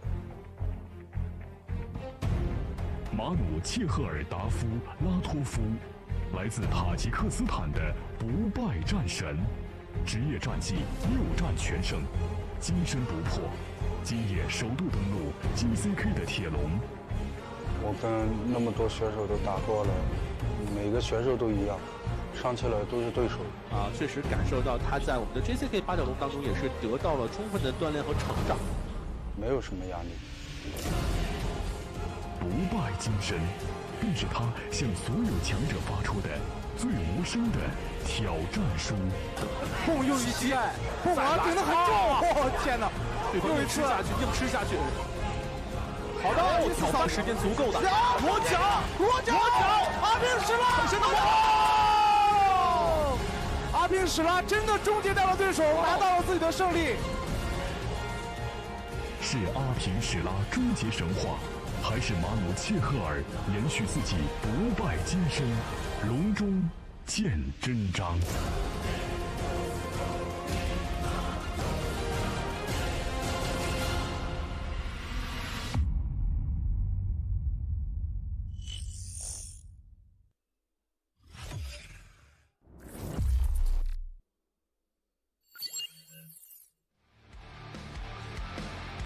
？All right, ladies and gentlemen, 3 fights left to go on JCK Fight Night 119. What a night of action it's been. We've had a lot of finishes on this card. How many finishes in a row is that? My goodness. 2, 3. This fight is taking place at a catch weight of 68 kilos. I'm really excited to see what this guy can do coming out to the JCK cage. From the blue corner, it is Manucherdavlatov. Once again, my sincere apologies, ladies and gentlemen, if I'm getting some of these names wrong. He is 28 years old. Perfect 6-0 as a professional. He is making his debut in the JCK arena. He's got a really cool story. We were talking about this in our meeting earlier today. He came from a relatively poor upbringing, didn't have any money to train. He would go to a local gym and just watch people training there because he loved the sport. And he was working, I believe, as a delivery driver, and he was doing food deliveries, right? Yeah. And he ended up paying his coaches with like food. So what happened is once he kept coming, and he was sitting there, and the coach saw him and said, "All right, just come on in." And then he trained. He said afterwards, like, "Hey, just go buy me dinner. You got to just buy me dinner, like buy me some food."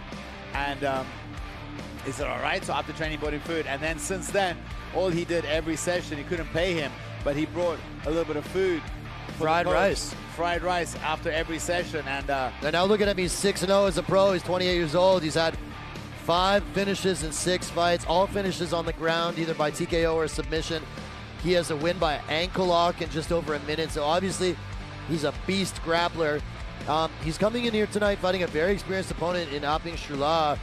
Aping Shula is a JCK veteran who's fought 14 times for JCK. So, he's getting thrown in there with a very experienced fighter on the roster. But, I mean, that just shows that the matchmakers highly respect this guy.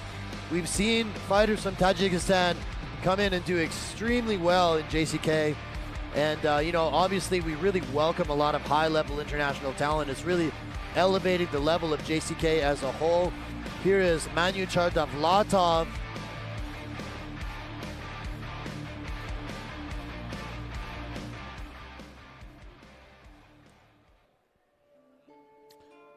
I like the music. This is one of my favorite. It's just one of my favorite kids, if I want to say, in the team. Well, he's only 24. Exactly right. But he's been around a long time. And he looks. I mean, I've been calling his fights for years. He's got 15 pro fights. 14 of them were right here in JCK. And I've been calling his fights for years. This kid is as tough as he's He's got such a granite chin. And his coach right there behind him, you see holding the phone on the left, it's called Wang Feilong. Wang has a team in Kunming. It's called, I forgot the name, sorry, Tenglige something. Anyway, he has produced so many top-level guys from that team. However, he's asked me for years, like, hey, do you know a jiu-jitsu coach? Can I come and join a jiu-jitsu coach? Or can you send your jiu-jitsu coach to come visit us? Whatever. He's really trying hard to get grappling. What he did is he sent a bunch of his top guys to different gyms all over China just to train with good level jiu-jitsu guys. So, Aoshishiti has been training at Tenglige for a year already. We see that right in his corner. His corner man, and you know, the guy that helped him this whole week is Yang Zhaoxi. You see him right there, a JCK veteran who fights at welterweight, has made the way to lightweight, but that is a bigger sized body and a good grappler. I rolled with him today, and we had a good roll. We did some cage, and he jumped guillotine on me on the cage, and I had to tap. So I'm very impressed with Yang Zhaoxi's grappling. But that is the kind of training that Aoshishiti needed. He's always been a phenomenal striker. That whole team, all of them are so good in the striking. Great forward pressure, hands up high, granite chin, toughness, fitness, everything you want from a striker. And they even got a wrestling coach in. Their wrestling has been lifting up the last 3 years in leaps and bounds. But once it hits the floor, that's been a weakness for that team. And I'm very curious to see how Aoshishiti will be able to handle the grappling, because he's fighting a real grappling specialist tonight. Of course, I'm sure he'd like to keep this on the feet. And can he stop the takedown attempts from Davlatov?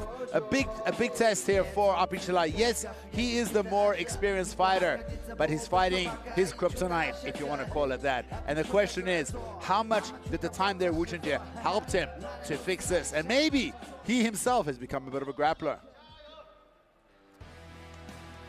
When we look at the tail of the tape, we see 4 years age difference, but a slight height and a 3-centimeter reach advantage going to Aoshishiti.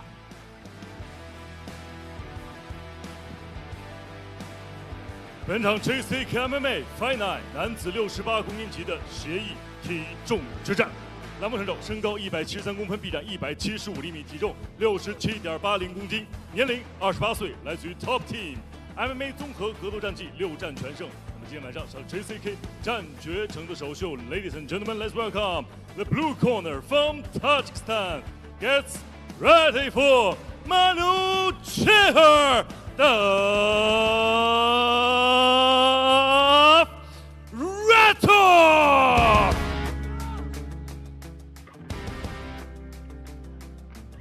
本场比赛，红方选手身高174公分，臂展178厘米，体重67.90公斤，年龄24岁，来自于昆力俊龙搏击俱乐部。MMA 综合格斗战绩15战9胜6负 ，JCK 战决城战绩14战8胜6负。他就是来自于中国的红方选手Aoshishiti。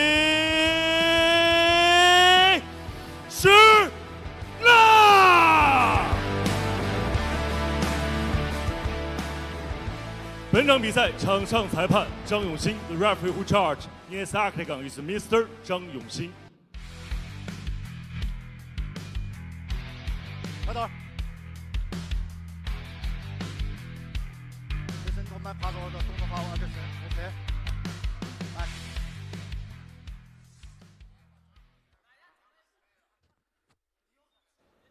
All set for this catch weight bout at 68 kilos. Mahaiersha Davlatov is in the blue. Aoshishiti is in the red and black trunks, and we are underway. Aoshishiti, the southpaw. Davlatov goes with a head kick to kick things off. Aoshishiti hasn't fought since September of 2025. It's a long layoff for him. Especially he was very active in his career. Oh, nice kicks from Davlatov. He's opening up with some big kicks, heavy kicks. Aoshishiti seems to be the bigger man. Oh! Gets set down with a right cross to the body. And a guillotine attempt right here. He's got the high elbow guillotine. I think this could be it. This is a problem. He's got the guillotine choke. This is very tight. Can Aoshishiti survive this choke? Is Aoshishiti? He's out. He's out. He's unconscious. That's it. Wow! Oh my God! Davlatov sleeps him with the guillotine in round 1. He drops him with the... Well, first he kicks him heavy and then drops him with a cross, but rushes in and sinks in a deep guillotine, and that's all she wrote. Man, that's how long was that whole fight? Less than a minute. Oh, that was like 30 seconds. Davlatov is the real deal. Wow, drops him with the right hand, sleeps him with the guillotine. It doesn't get much better than that for the JCK debut. Let's take a look. The right hand that sat him down, but he wasn't knocked. He was fully awake. But that push makes him fall down, and then here, Aoshishiti. Look at this, right here he goes high elbow, and then he pulls guard with it. He adjusts the grip a little bit, but that grip, once it's over the shoulder like that, is bad. Very tight, and the arm is trapped a little bit in there too, and Aoshishiti didn't really react. I mean, he's just getting choked here, and he goes out. We can see him go limp. You can see his toes start shaking. That's it. That's a wrap. Unbelievable. Wow. It's got to be about 30 seconds.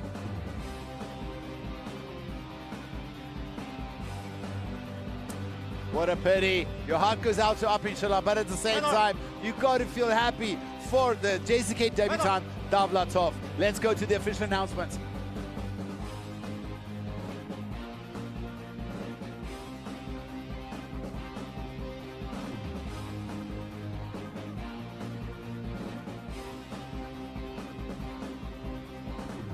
接下来宣布比赛结果：本场男子68公斤级协议体重之战的最终结果为，来自于塔吉克斯坦的蓝方选手马努切赫尔达夫拉托夫，第一回合0分42秒使用断头台降服获胜。The winner is blue corner, win by guillotine choke.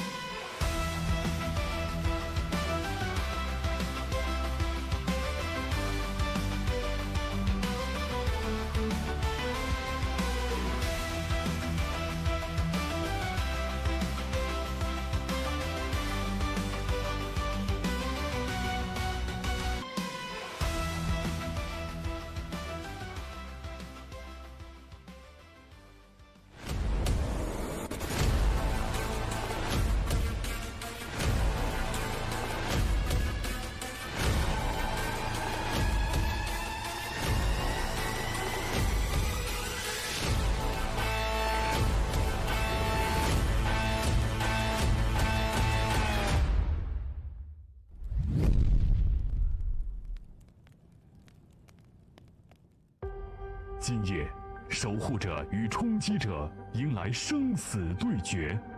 JCK 成长起来的新生一代的一个杰出的代表。这场比赛是他证明顶尖新兴实力的证明之战。我觉得我各个方面都比他要强吧。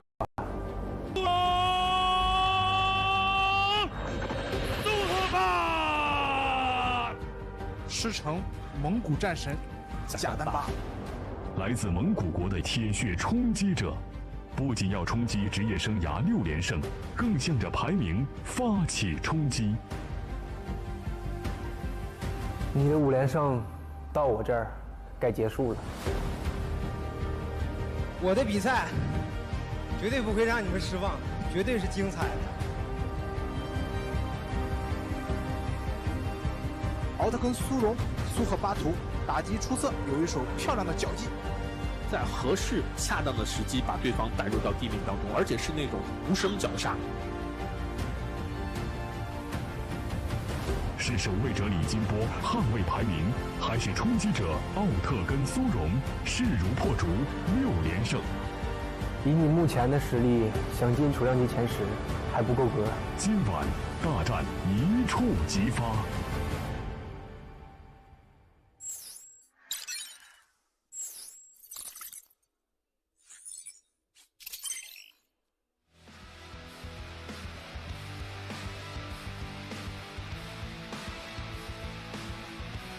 Here we go, guys. It is co-main event time. Otgonsuren Sukhbat versus Li Jinbo in the Bantamweight division. Li Jinbo is currently ranked number 9 in the division. Otgonsuren Sukhbat is out to try to steal his spot. Sukhbat is making his way down to the cage now, coming out of the blue corner. Here he is. Let me tell you, this guy is very popular on social media. on Instagram. He's got a great Instagram. He had a video that went viral. I think it had like 5 million views. It's one of those videos where it's like a contrast showing he's got kind of like this baby face, looks like a nice guy. I mean, despite like the neck tattoos and everything.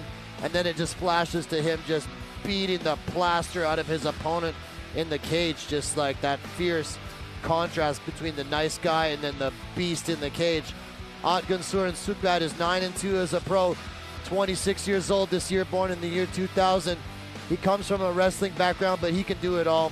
We've seen him in the JCK cage 6 times so far, and there's a story to that. The first fight that he took in JCK was a short notice fight up a weight class against one of the biggest guys. And his opponent, if I remember right, his opponent Sukhbat missed weight. Yeah.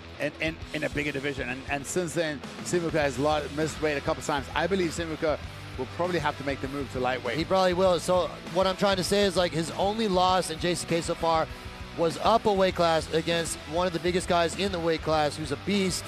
And then since then, he's been a perfect, he's gone 5 wins in a row, beating some good quality opposition. He beat Chanrei. Yeah, that's a good win, man. That's a great win.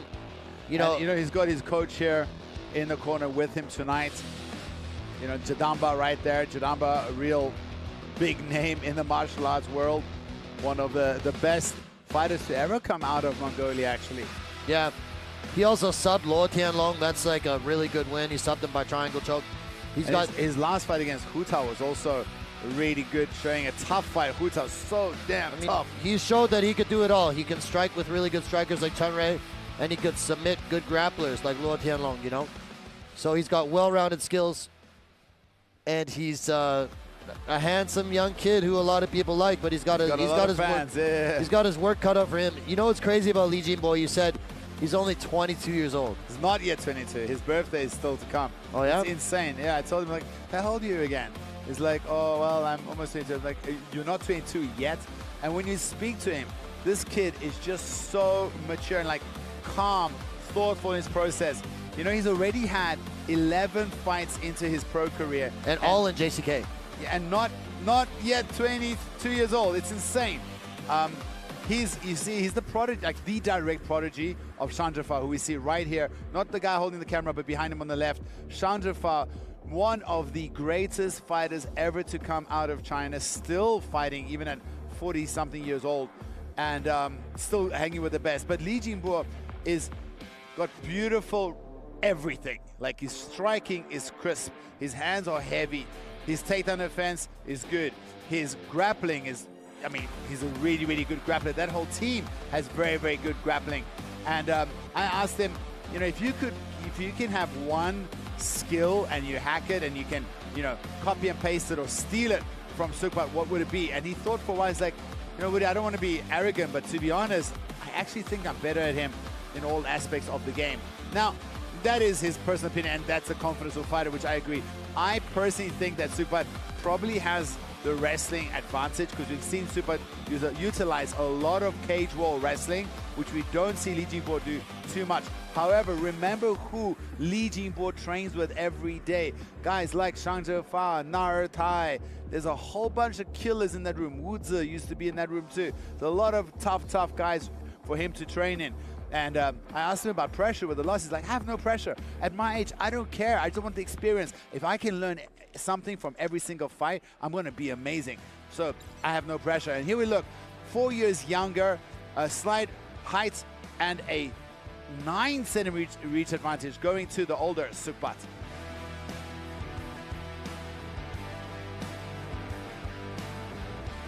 本场 JCK MMA Fight Night 男子雏量级的比赛争夺，同样是我们今天晚上的联合主赛。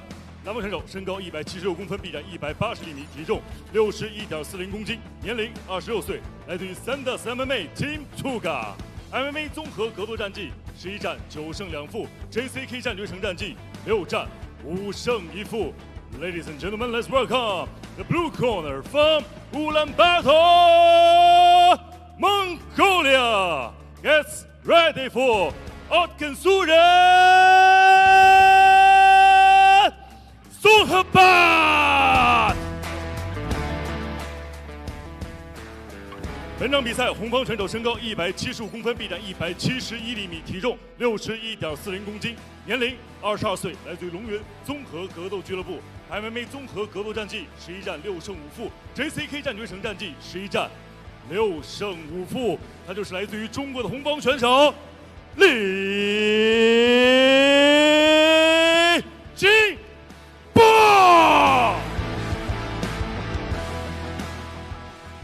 本场比赛场上裁判王悦 ，The referee who charged in this octagon is Mr. 王悦。Wang Yue getting us ready for the co-main event. Otgonsuren Sukhbat, hailing from Mongolia, is in the blue trunks. Jinbo, who has spent his entire pro career in the JCK cage, is in the black and gold. He's looking to maintain his top 10 status. Sukhbat is looking to take it. I'm so fired up for this. Oh, me too. This is the fight that you predicted would be one of the best on the card. Just because these guys are so technically good. Sukhbat has been on a hot streak, winning 5 in a row. Jinbo has lost his last 3. But that doesn't tell the whole story. It doesn't at all. You know, who did he fight? Sukhbat a little bit more unorthodox in his striking. Jinbo looking for that left hand. And he shoots a takedown. Jinbo that shoots a takedown, and he's already got the gut wrench on the back of Sukhbat, looking to dump him, and he gets him down. But Sukhbat's got a Sukhbat looking Kimura. for a Kimura, although Jinbo is using that to take, still on the back. Let's see if he can use his knee to kind of strip that grip, but Sukhbat is latched onto that arm. Let's see if he can do something with it. He can counter an armbar right there. Yeah. There's an armbar counter if Sukhbat keeps holding on to that. Sukhbat has not let go of that Kimura. He's trying to use it to turn him over, but he needs to be careful because there is a counter right there. Yes, there's a counter. Oh, he goes for his own Kimura. Look at that. Unreal. But the power of Sukhbat, he rolls with it and rolls out of it. Now it's Sukhbat on top. Sukhbat in on a high crotch here. Let's see if he can get him down. This is where I think Sukhbat has the biggest advantage, is on the cage wrestling. Look at the defense. I'm telling you, so technical. And it's Jinbo turning around Sukhbat.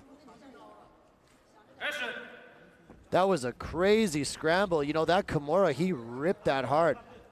And I was Sukhbat tapping from over here. Yeah, Sukhbat just so calm, just rolls with a nice calf kick for Jinbo. Oh, both guys exchange calf kicks. You know, I think a lot of people expected Sukhbat to be able to finish his last 2 opponents. And he ended up going to decision against both of them, against Hu Tao and Chen Rui. Yeah, and you know, that's something which, you know, Chen Rui is a very, very good striker, but he's, you know, getting up there at the end of his career. I believe he'll be back next month, to be honest, but I don't know how many more fights we've got in Chen Rui. And you would expect that a potential champion would be looking to finish a guy like Chen Rui. Yeah, you know, a lot of people have been really hype on Sukhbat. But he's so friendly outside, but when the cage door closed, he, you know, the tattoos, the look, the toughness, you know, he takes the fight to whoever is in front of him. Again, he took on a huge opponent in Simuka, and he didn't complain about it. Looks for the overhand. Jinbo saw that one. No look uppercut. Jinbo is looking great tonight. I mean, we're talking about a guy who made his debut in JCK and has fought 11 times in the promotion. Before he's 22 years old. His entire career has been in JCK. That's tough. I mean, making your debut and fighting against high-level guys right from the get-go. A lot of people don't know what a Shark Tank the regional scene is in China. Especially at this division. So that's why you see guys that have records like 6-5. And they're so much better than their record would suggest. Look at him. He's fishing for that uppercut. Goes back to the kid. Sukhbat I feel like he's a little bit hesitant to pull the trigger, and it's Jinbo who's putting the trigger more.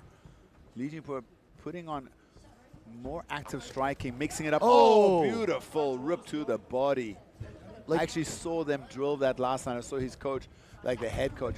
In Chinese we call Shifu, and then you have Shiye. And then that means like his coach's coach, which is Jiang Nongyun, the founder of the club where they fight up, was showing him that exact move. Beautiful footwork here from Li Jinbo, just shifts out away from Sukhbat. But Sukhbat's so tough, so durable. Oh man, you know, Li Jinbo, that left hand has been on fire tonight. Yeah, it's a nice he looks great. Oh, beautiful overhand on the chin of Li Jinbo. He just eats it. Oh man, Li Jinbo's boxing is so crisp here tonight. You just landed a really clean 1-2. Sukhbat has a hell of a chin though. Yep. Like, have we ever seen that guy get rocked? I don't think so. And Li Jinbo, beautiful takedown. Beautifully timed takedown. Man, you know, I think Li Jinbo won this round pretty easily. I agree with you. 2 takedowns. I think he got the better of the stand-up. Big ground and pound here to end round 1. Landed some nice elbows. So you can cut his opponent, just hurt him a little bit. This is the best I've seen Li Jinbo look in recent years. I told you, man, this kid is good. This kid is a future champ. Like, I remember he looked pretty good against Du Lilo until he got melted by that knee to the body. Then he lost to Yixuan. That was a fight I don't think he should have lost, like on paper. I don't know, man. He's the kind of guy that he will learn to die by the sword. He'll be carried out on a shield, or he'll be finishing somebody. Shamishan, I think, in a guy's had a long career, went to decision so few times. Look at this, and look at how he just rolls up out of it. Oh my goodness. Yeah, Li Jinbo looked incredible in this first round. Got multiple takedowns. I think he got the better of the striking exchanges. He had that Kimura attempt as well, you know.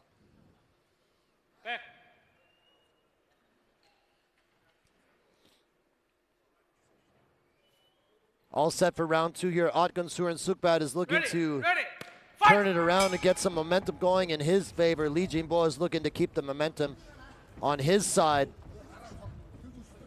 Sukhbat has got to do something differently this round. What do you think are the adjustments that he could make? He needs to pull the trigger first. He's waiting for countering, and Li Jinbo has his number with his speed. Now we see him. He's moving forward, throwing first.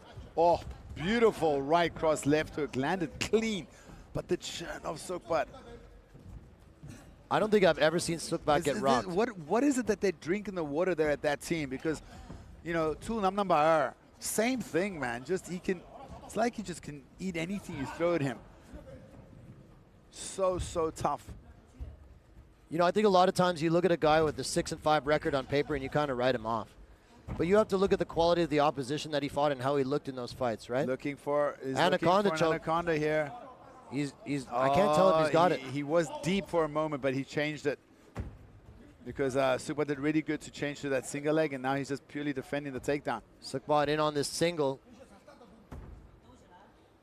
The takedown defense really good for gets him down so far. Let's see what Sukhbat can do. But Li Jinbo right back up to his feet. Sukhbat has got this front headlock here. See if he can work anything. Nice knee. Oh, beautiful. He just pulls out of this off. and then just follows up with a nice punch. Wow. A heavy punch. Li Jinbo is looking fantastic here tonight. Right on the hips is Li Jinbo. Heavy on Sukhbat, making him carry his weight. Like, if you have a guy that, let's say he's 10-0, but he's fought 10 cans, and then you have a guy who's 6-5, but who's fought monsters. killers. Yeah. No, man, it's hard to say. Like, and his mind is, when you speak to him, it's insane. He'll tell you, it's like, I don't care. Like, right now, I'm 20, not even 22. Right now, I want to get better. I want to fight the best of the best. And if the guys that I fight, if I learn anything from each fight, I'm going to be really good in the future. I appreciate that, but records still are important, though. I agree, records are important, but I don't think it's the most important, especially in a tournament like JCK. If you're making the top 8, it's $1 million RMB for the winner, you know, so you don't need to.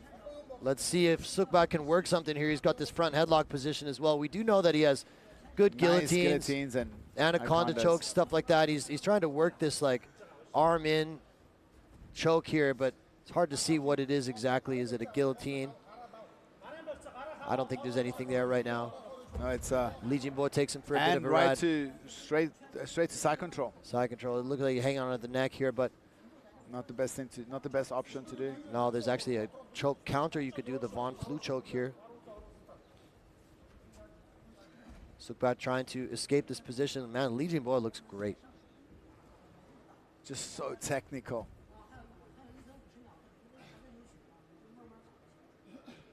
We see some blood coming out of the nose of Sukhbat already. True, he is opened up a little bit. Man, what a win this would be for Li Jinbo if he can go from losing 3 in a row to beating a guy like Sukhbat. Yeah, who's on an so, absolute tear. So highly touted. You know, guys. Sukhbat is like he's very squiggly on the floor, you know, like moves around, protects himself very well when he's in the bottom. So, like, it's hard to, we haven't seen Li Jinbo being able to do too much damage. He is doing good riding and controlling, but yeah, Sukhbat has just shown how tough he is, escaping the submissions and finding a way to get out of these bad positions. He's back on his feet. Li Jinbo with a little less than a minute to go in the second round is looking Nice great knees to here. the thighs. I mean, I think by all accounts he should be up 2 rounds if the second round continues to go this way. Elbow over the top, but an instant counter from Sukhbat. Sukhbat has got 30 seconds to do something convincing to win the round. Nice That 1-2 from Sukhbat. Oh! A beautiful right cross. Wobbles Sukhbat, but he's just standing right there in front of him. Oh, big. hurt to the body. Another shot. Li Jinbo hurts him to the body. Li Jin. Can he get the finish looking here? for another body shot now. Goes to the Goes body. to the and head. Knees Goes upstairs. to the head. Looks to the head. He's looking for the finish. Sukhbat on the ropes here. Looking for body shots. Keeps going to the Goes body. to the head. Oh my goodness, how tough is Sukhbat? Throws a big punch himself. Sukhbat comes back. Oh my goodness, how close was that to a finish? That's the first time we've seen Sukhbat show any sign of pain. Wow, dramatic end to the second round there. Li Jinbo had Sukhbat hurt to the body and was just pouring it on him. But Sukhbat stayed in the fight and landed a shot of his own. Dangerous moments at the end of that round, folks. Let's take a look. This was earlier in the round. I want to see that near finish, that body shot. I think it was a left hook to the liver. It was a left rip. But it's so hard to edit, you know. There we go. Boom! There it is. Yeah. Oh. And that had him doubled over.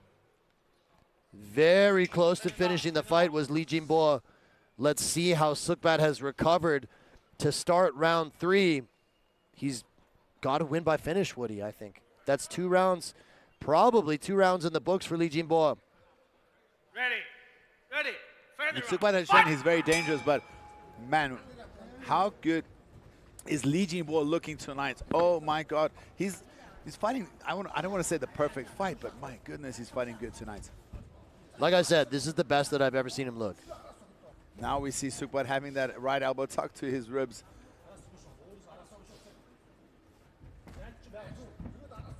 Li Jinbo pumps the jab. Sukhbat seems recovered. Definitely tough, definitely fit. Hits him on the nose. I think that nose is also broken. I think Sukhbat's nose is bothering him. And a calf kick. Man, Li Jinbo is putting on a seminar. We see blood leaking out of the nose of Sukhbat. He keeps touching it. And a right hand. A right hand right on the button. He did manage to bleed a little bit of pain because he rolled away, but still. And he's scared to throw his right hand because if he throws that right hand, he opens up his liver area. Sukhbat landed a nice right hand and another. Again. He needs a finish. Oh, and a nice left hand as well. He's starting to land. I think Li Jinbo needs to shoot a takedown. He's had huge success with that. There we go. Yeah, you're right. And he's able to not only take him down, but pass his guard. Side control. Surfs on the back beautifully. Look, fishing for the back. Riding that leg beautifully. I mean, honestly, if he can just keep the fight on the ground and control it, he's going to win the decision. Exactly. I'm sure he'd like to get the finish, though. Then again, I mean, he's been working the, have you seen a few times when they were standing, he was kicking the back of the knees of Sukhbat and kneeing the back of his knees. Normally you see it go to the thigh, but that was, I haven't seen that before. Looks for a dump. Lift and tries to slam him down, but just misses out. Now he goes for that body drag, tries to tap the knee with his legs. Sukhbat has locked up that Kimura grip as well, although that didn't work out for him in the first round. In the first round, he almost got counter Kimura when this happened. He's going for it, though. Can he turn him over with it? Li Jinbo stays out of danger. Bro, man, I'm telling you, Li Jinbo is not easy to submit, bro. This kid has Sandra Fa to train with him every day. One of the best grapplers in MMA in China. I'm not saying he can't be submitted, I'm just saying not easily. Especially once he has the momentum. You can feel Sukhbat fading a little bit here. This is, I mean, we haven't seen Sukhbat have this harder time since he got mauled by Suimuke, which really was a totally unfair fight. Yeah. I mean, that fight, he was... But today's been skill and speed. It's just been all skill and speed. 100%. Sukhbat here is bleeding and stuck on bottom in a fight that, I mean, realistically, he's probably down 2 rounds. The third round has been a little closer, but it's not looking good with 1.5 minutes left to go. It looks like Li Jinbo, I mean, as I've said multiple times already, he's having one of the best performances I've ever seen from him. And here he is attacking the back now. I mean, he would really put an exclamation mark on this if he could get the finish. Of course. But it looks like he's looking for the finish. It's not like he's running away trying to coast, you know. He has been the whole time. He's looking for the finish, but Sukhbat is really tough and is, like we said, one of these guys could be wearing the belt within 2 years, and just look how good they are. Nice body lock from Sukhbat. I think Wang Xiaoxiang is too good for either of these guys right now. Right now, maybe. But where will they be? This guy's not even 22. Oh, another right hand. Sukhbat eats it and immediately Sukhbat's throws going back. for it. He's got 40 seconds. He's got to go for it. Oh, stiff jab. And a nice and double leg. Sukhbat able to sprawled sprawl. on. Oh. Look at this. Runs out the back door. Beautifully done. Li Jinbo. Nice knee. Sukhbat is marching forward. Swinging leather. Li Jinbo is running. Literally running away. You got to do laps around the cage. Big punch thrown. 10 seconds to go. Sukhbat frantically trying to do something here, but tries to go to full mount, but I think it's too little, too late. Look at Li Jinbo fishing for the... Man, what a fight. So technical, but dominant by Li Jinbo. And this is why he's one of the best prospects we have here at JCK. I'm pretty sure he did enough to get the win there. Your heart goes out to Sukhbat. You know, didn't go the way he would have wanted it to. He showed how tough he is. He ate some huge punishments and stayed in it. And he looked for the finish till the very, very end. But I believe it's just, you know, it's going to be just a matter of routine, because I'm pretty sure the referees are going to give this to Li Jinbo, because that was a dominant beatdown. Yeah, Li Jinbo, honestly, vintage performance. I think this is the best he's ever looked. Takedowns, perfect timing. He did it all. Stand up on the ground, I mean. And that rip to the liver, whoa, was beautifully done. I mean, he said he thought he was better everywhere, and he pretty much showed it here tonight. That rip to the body, almost. That was it. That was almost the end of the fight. That right almost had Sukhbat out of there, but Sukhbat's so tough. And whenever he wanted, he could double leg him out in the open. Yeah, those shots were money. He had great timing. Let's go to the official announcement of the judges' scorecard.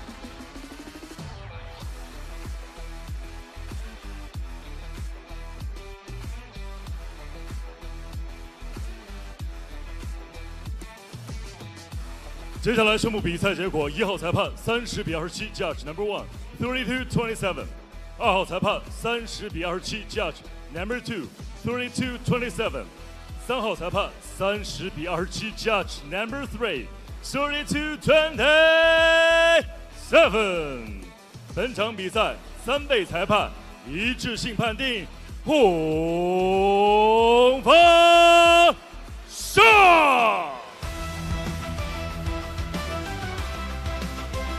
For the winner, by unanimous decision, win by point, representing China, the red corner, Jinbo.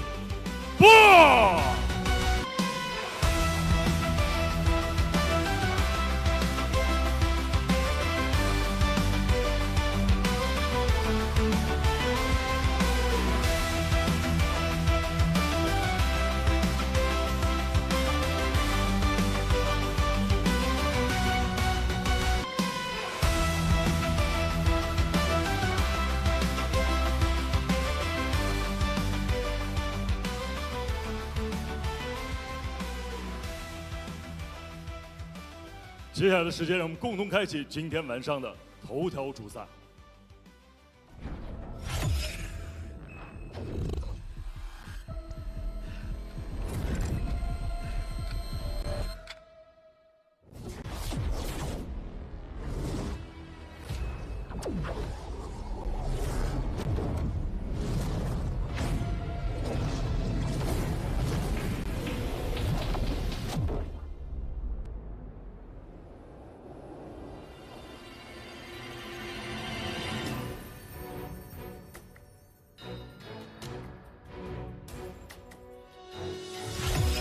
雪狼等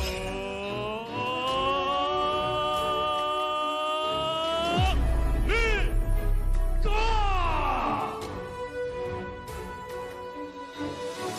对于我来说，结果很重要，但是过程更重要。我希望把我日常训练的东西展现出来，打一场精彩的比赛。他在终结场次当中啊，羽量级历史排行榜名列榜首。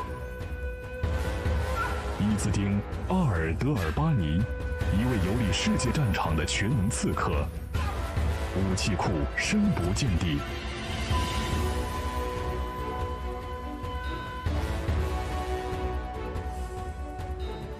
是东方硬汉，以绝对实力碾碎一切技巧，捍卫本土荣耀与排名尊严，还是西方刺客用一场颠覆性的胜利，在 JCK 史上刻下国际烙印？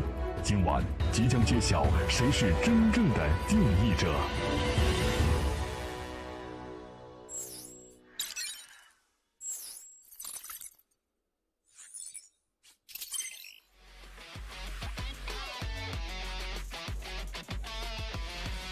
Ladies and gentlemen, it is main event time here at JCK Fight Night 119. What a great night of fights it has been.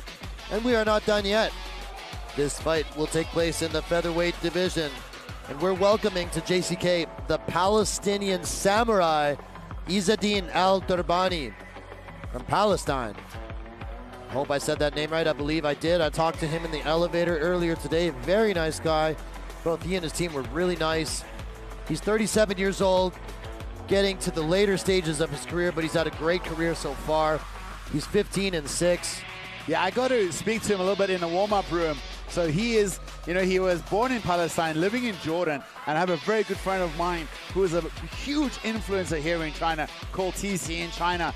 And I told my friend who was speaking last week, I said, hey, there's a Jordanian who's also born in Palestine fighting on the card. He's like, oh my God, can you take a photo with him? I was like, I'll do you better. I'll video call him in the warm area. Ended up calling him. This guy is so nice. They ended up speaking to each other. Afterwards, he came to me, shook me, he's like, bro, that meant the most. That gave me the best energy. I feel so excited for this fight. Thank you so much. I needed to hear that kind of support from one of my bros back home. They live in an area in Palestine. They're basically neighbors. And they're obviously the same team. My friend knows his coach. So it's a small world. Really happy for this guy to come out here. He has fought in China many times before as a kickboxer. And he has some wins over some elite level kickboxers. But the biggest surprise for me is this guy's a black belt in jiu-jitsu. Wow. Well, he's been around the game for a long time. He's fought in some high-level organizations. He's fought for the PFL. And here he is making his... Guys, he's got to be respected by the matchmakers because he's making his JCK debut as the main event. I think the biggest question mark is, you know, he's coming off a loss and he's 37 years old. You know, at 37, surely he's going to the later parts of his career. Is he going to, you know, use that jiu-jitsu?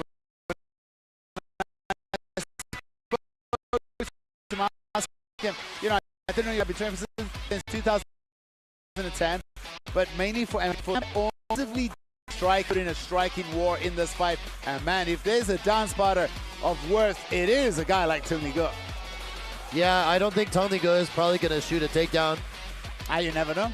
You do never know, but I would predict that this fight is going to take place mostly on the feet, unless Izzeddin tries to take Tenglige down. But Tenglige has really good takedown defense. Tenglige has kind of had a renaissance in his career since moving to Chunjiagodo, Absolutely, absolutely. He's looking in shape. I spoke to him last night in the warm-up area for quite a while. He was doing his post-weight cut, you know, rehydration, sweat workout, not training too hard. Bro, what an absolute ambassador for MMA. Awesome. Bro, he's such a cool guy and respectful to his opponent and talking about chasing the dream even at his age. He's like, you never know, are you going to be the one to blow up? Are you going to be the one that gets the next chance? Are you going to be the one to get the million? And he's in there, he's like, man, this is my life, this is what I do. And I hope the fans, you know, really appreciate and can support us as much as possible, whether it's in watching the fights or going to our channels and just supporting us, because this is a hard life. And there he is, the guy walking out. We're going to see him now, the Snow Wolf. Tenglige, guys, check this out. Crazy stat for you. He's had 56 pro fights. It's insane, right? 56. And That's he's only insane. 33 years old. And That's I guarantee right. you he's had fights in other disciplines as well. He's probably Of course, fought. so he started training at the age of 16, 17. He's a longtime friend and training partner, Zhao Zhikan. They both from a small area up in Inner Mongolia called Tongliao, which is a hotspot for just tough talent. And they used to train at the Xi'an Sports University for many years doing Sanda, then moved to MMA. Actually, they used to train with Vaughn Anderson, our co-commentator. I think Vaughn is listening. Shout out, Vaughn. I hope your boy does well tonight. But making the move, he went through a bit of a stale period in his career where he was just training on his own.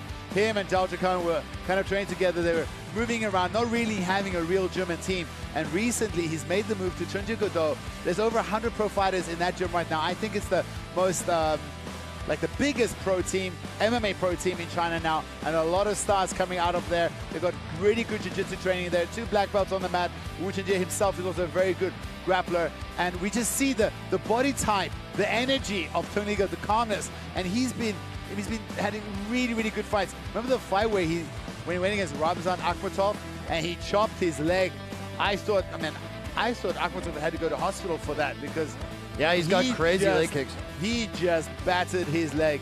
I also got to tease him about his Chinese nickname, Tidangge, which for those of you who understand, he had the unfortunate bad luck of having a fight going to no contest because kicking in the groin. And one of the other fights... Tidangge. Yeah. That means like nut kick, bro. Yeah, that's the nut kicking, bro. That's exactly what it translates That's to. crazy. That's his... I thought it was like a play on word with his name because it sounds like Tenglige. Tenglige, Tidangge, yeah. Tidangge. And when I told him, he started laughing. I said, hey, you're not angry anymore. He's like, bro, that name, I can't shake it. People are still calling me that online. He's a fun guy. But yeah, trust me, when the cage door closed, this guy is willing to trade, and he's got so much power in his kicks and his right hand. But will it go to the ground? And can he handle the black belt of Izzeddin? And here we go to tape. We see 4 years younger is Tenglige, exactly the same height, but a 1 centimeter reach advantage going to Izzeddin.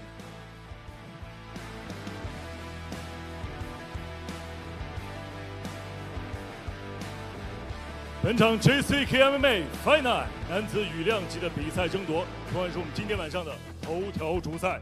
蓝方选手身高178公分，臂展181厘米，体重65.70公斤，年龄37岁，来自于 Gladiator MMA， 职业生涯战绩21战15胜6负。那么今天晚上是 JCK 战绝城的首秀。Ladies and gentlemen, let's welcome the blue corner from Palestine. I give you the Palestine Samurai, Izzeddin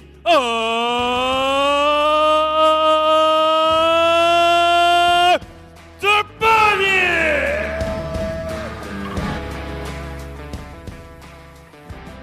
本场比赛，红方选手身高178公分，臂展180厘米，体重66.50公斤，年龄33岁，来自于成杰格斗俱乐部 MMA 综合格斗战绩56战39胜16负，1战无结果。JCK 战决胜战绩14战7胜6负，1战无结果。他就是来自于中国的红方选手草原雪狼 Snowwolf 特里戈。本场比赛场上裁判王金刚 ，The referee who charged in this octagon is Mr. 王金刚。The man Wang Jingang getting us ready. One of the nicest refs I've met in the game. For the main event here tonight, the Palestinian samurai Izzeddin Derbani is in the blue trunks. Long time. Everybody's been calling him Izzeddin. I believe that's Izzeddin. Yep, and Tenglige. Featherweight veteran Tenglige is in the black and gold trunks, and we are underway. Really excited for this one. Izzeddin has got this very bouncy step. He's switched already stances from orthodox, or excuse me, southpaw to orthodox. Lands a nice leg kick. Calf kick from Izzeddin. And then Tenglige throwing the power right hand. Like I said, I feel like Tenglige has looked amazing since he moved to Cheonggye-do. He had a tough outing in his last one. He lost to Nikuliwati via body kick in the second round, but Kuliwati is one of the hottest prospects in featherweight right now, so I don't really think there's any shame to that loss. Also the million RMB winner, another heavy calf kick landed for Izzeddin on the legs. Oh, there we go. Tenglige starting to walk him down.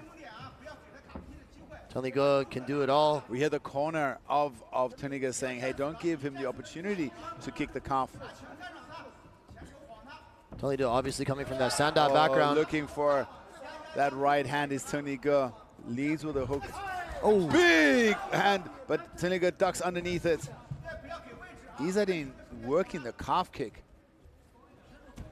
He was having a little bit of trouble with jet lag this week, so he spent a lot of time trying to fix it. I spoke to him, he said, no, he's got it all sorted out. He feels he's going to be very sharp. Brutal kick. Oh, and that leg from Tenglige is already starting to show some swelling.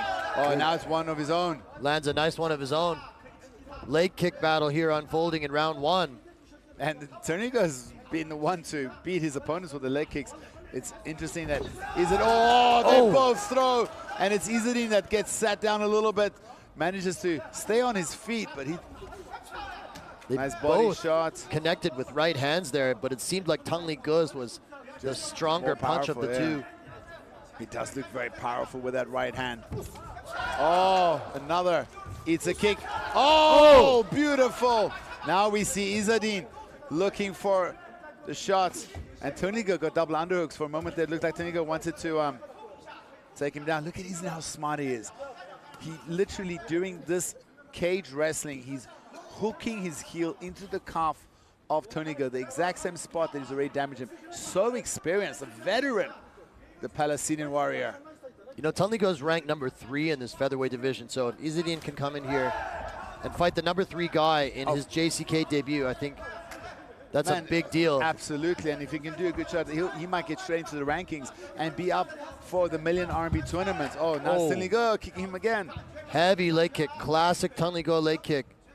Yeah, and Tenglige likes to kick to the thigh, whereas Izzeddin has been working the calf very, very beautiful. You see the swelling on Tenglige's left leg. Yeah, Izzeddin. The 1-2 or left hook uppercut, Tenglige does a very Sanda move where you use your lead hand to either left hook, left uppercut, or left jab, followed by big right hand. However, Izzeddin so fast there. Stops him with the jab and then kicks him immediately. Yeah, Izzeddin's got great movement. Yeah. Wow, catches the kick. Swings Tenglige around. Taunts him a little bit at the end of that.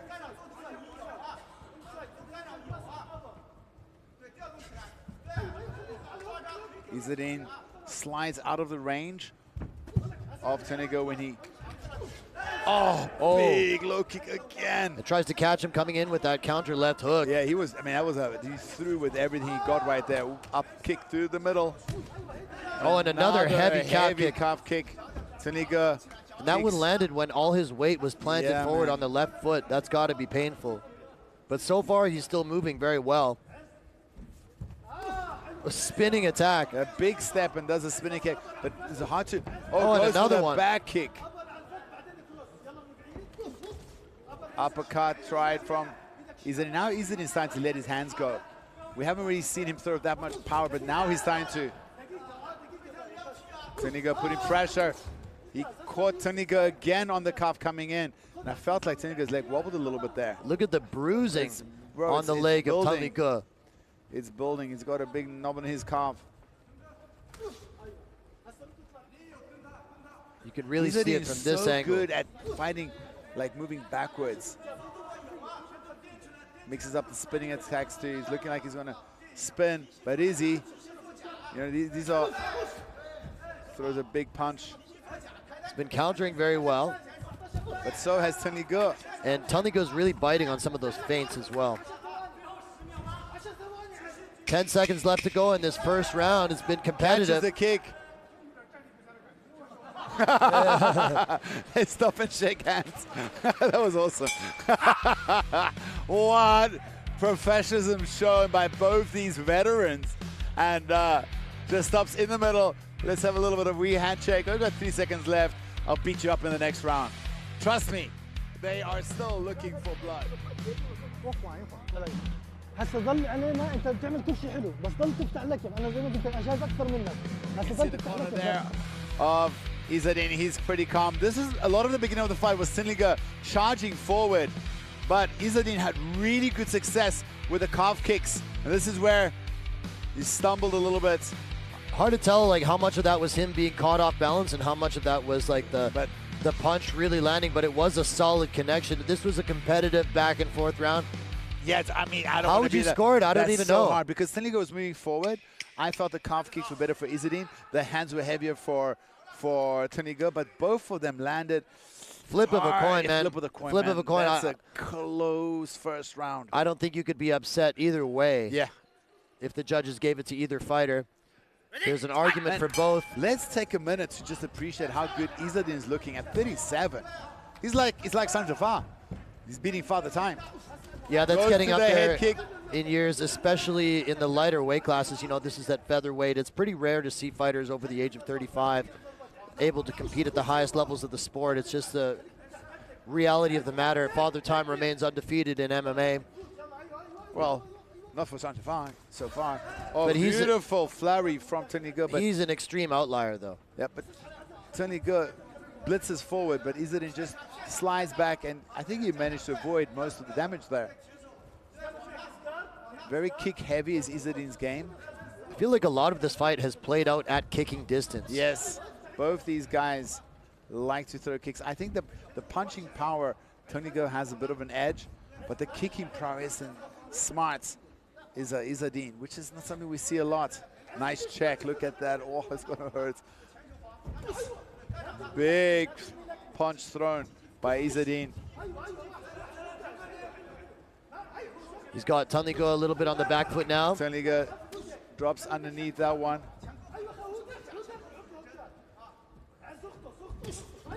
Nice left counter. Hook. Yeah, that's a nice left hook. Check left hook. Now Tenglige is starting to...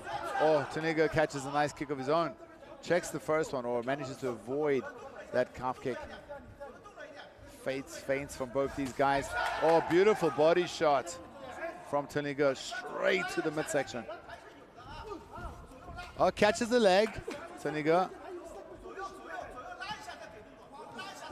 It's still so crazy to me to think that Tenglige has 56 pro MMA fights, and Lord knows how many kickboxing fights as well. Yeah. Oh, they clash there. They both, unfortunately, Tenglige does the T-Dange. You know, 6th tradition. It has a bit of a T-Dange, does Tenglige. Oh, my goodness. Oh, beautiful side kick right to the thigh. That hurts. I've seen it a lot. Nice calf kick again from Izzeddin. In Chinese MMA, where you have guys that have 30, 40, 50 pro fights. I feel like in the Western MMA world, like 30, even 30 fights is getting really up there. Yes. It's exceedingly rare to see guys have 40+ fights, and then 50+ fights. It's just like almost unheard of, right? But in China, I can think of quite a few fighters. Yes. Oh, looking for the overhand is Tenglige. He threw everything and the kitchen sink. Like, how durable is Tenglige? Well, both of them took a lot of, have taken a lot of punishment in this fight already. But mainly it's been Tenglige's calf, I feel. Oh. Izzeddin landed a hard right hand but I there. think he blocked it, didn't he? So it's hard to see from that angle. Lands a calf kick immediately. Tenglige hits him with a cross and then a low kick of his own. Oh, nice left hook from Izzeddin. Big left hand by Izzeddin. When these guys throw very heavy, they've mostly missed. It's when they do fast punches that they're managing to find the home. Feinting, feinting, feinting. Kind of stuck Nice against low the fence kick. here. Izzeddin eggs him on. Izzeddin's leg is showing signs of damage. Low kick. Izzeddin lands another leg kick as well. His leg is looking a little chewed up as well now. Yes. Works the body, goes upstairs with a left hook, just misses. Tenglige. I feel like we've seen Izzeddin fatigue a little bit. Beautiful rip to the body. I don't know if he got in, but that was a nice liver shot there from Izzeddin. Another Nice. calf kick. Two. Doubles up on the calf kick. And now he knows Tenglige will probably be kicking back. Oh! Oh, goes to the out kick. Did he land? Yeah, he did. Jab. I thought he hurt him with that. Now he goes. Oh! Big right hand from Tenglige.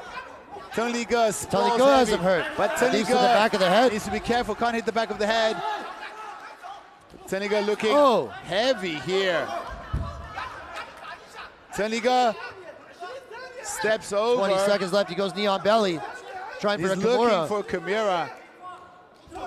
Oh, Works the body. Hard shots to the body. Shots to the body. Hammer fist to the body. Punches the face. Less than 10 seconds. Oh, Elbow. huge elbow. Big moments for Tenglige at the end of the second round. You got to think he stole that round. Oh, what another back and forth, because right before Tenglige kind of stole that round, I thought he was a little bit in trouble. I don't know if that up kick actually caught him. He looked like he was stunned, but then he fights back, does some damage on Izzeddin and gets him down. Do you want to swap seats with the judges tonight? No. You know, let them come do the commentary and you go do the judging, and I think it's. And then I'll also I'll publicly, you know, I'll probably launch your home address and where you work so the fans can go. So cute. I think it's probably 2-0 Tenglige, to be honest. I mean, the first round was I close. want to see that up kick because I felt like Tenglige was a little bit wobbled. Yeah, but right after that, he rocked Izzeddin, and he was smashing him on the ground after that. There's a knee. Let's see if we can see that front kick up. Yeah, We don't get to sure. see it. Could be 1-1, could be 2-zip. Tenglige, if I were a judge, I'd probably give Tenglige 2 rounds. Izzeddin is still on the floor. Oh, they're calling in the doctor.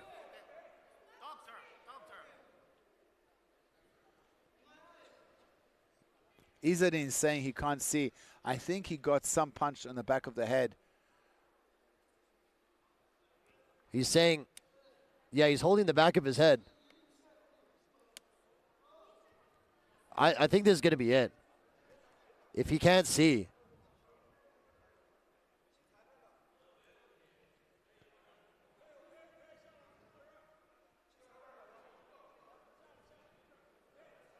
Hard to tell what that hand gesture means from the doctor. I mean, are we going to continue here? We're unclear. I am not sure what's happening. I didn't. I mean, the fight should be starting behind the back. He says he's a bit dizzy. He's saying he took some punches to the back of the head, saying, please be careful. I didn't. Did you see really? I mean, earlier tonight we saw some awkward moments. Costa dropped some elbows in the back of the head. Awkward That's moments really here useful. to start round 3. I mean, usually if a fighter can't answer the bell, it's a TKO. Yep. Right? Yes. Oh, big uppercut. Tenglige Oh, going for big it. right hand lands. Tenglige is now headhunting here. Can Izzeddin stand the fight? Izzeddin did have success with that knee in the middle. Looking for the kick. This is Izzeddin. Man, this guy's so tough. Tenglige smells blood. Is smelling blood, it feels like. He's looking. There goes to the body. I mean, the body language from Izzeddin is not great. I feel like Tenglige smells a finish. 4 minutes and 20 seconds. You've got to be careful. Got to respect the power of Izzeddin. Stop. What is this? Timeout? No. How do you call timeout in a fight? That's a tap, my friend. That's not a time. You can't call timeout in a fight. That should be over. That's it. Like, there was no illegal strike there. There's no time. I'm very confused. The fight should be over. No, he says he's dizzy. Oh my goodness, I feel sorry for him, man. This fight was so close, so well matched. What's going on?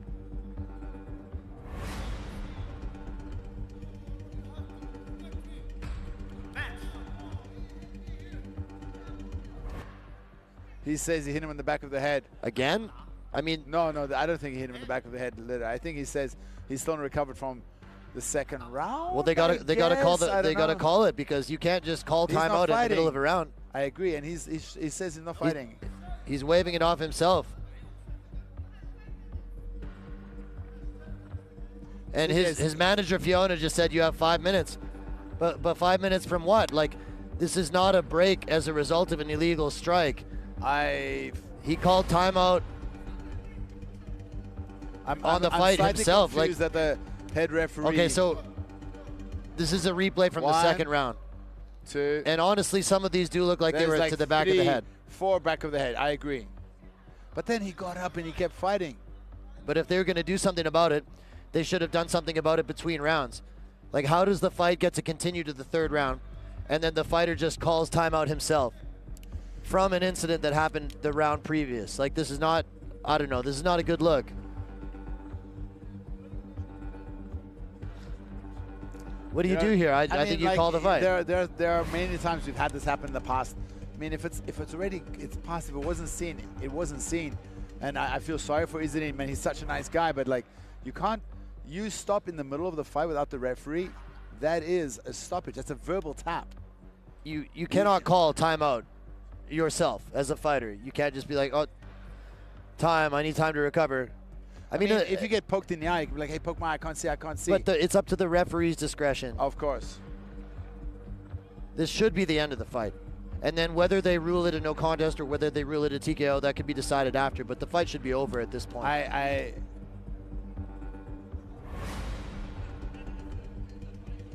2 minutes.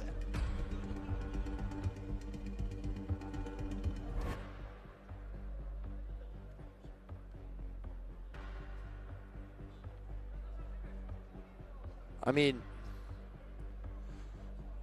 I am, from my understanding, is that that's in the past. If the moment he says no, that is, it doesn't go back to the. I don't even know why they show the replays. Like, they're showing the replay from the second round. But we're in the third. How did that affect the third round? I agree. If you were going to make a call based on what happened in the second round, you should have called it between rounds 2 and 3. And it shouldn't have even started the third round. These guys were both, they're both good athletes. Yeah, I mean, waved off. It should have been waved off earlier, in my opinion. So now it remains to be seen. I'm curious, what is the decision going to be? There are 3 possible outcomes. One is a TKO for Tenglige, one is a no contest, and one is a DQ. Yeah. If the fight was ruled, we'll know in a few seconds. And what's the right word? Controversy haunts Tenglige, Tidange again. All right, let's go to the official judge's decision. I want to know what's going to happen.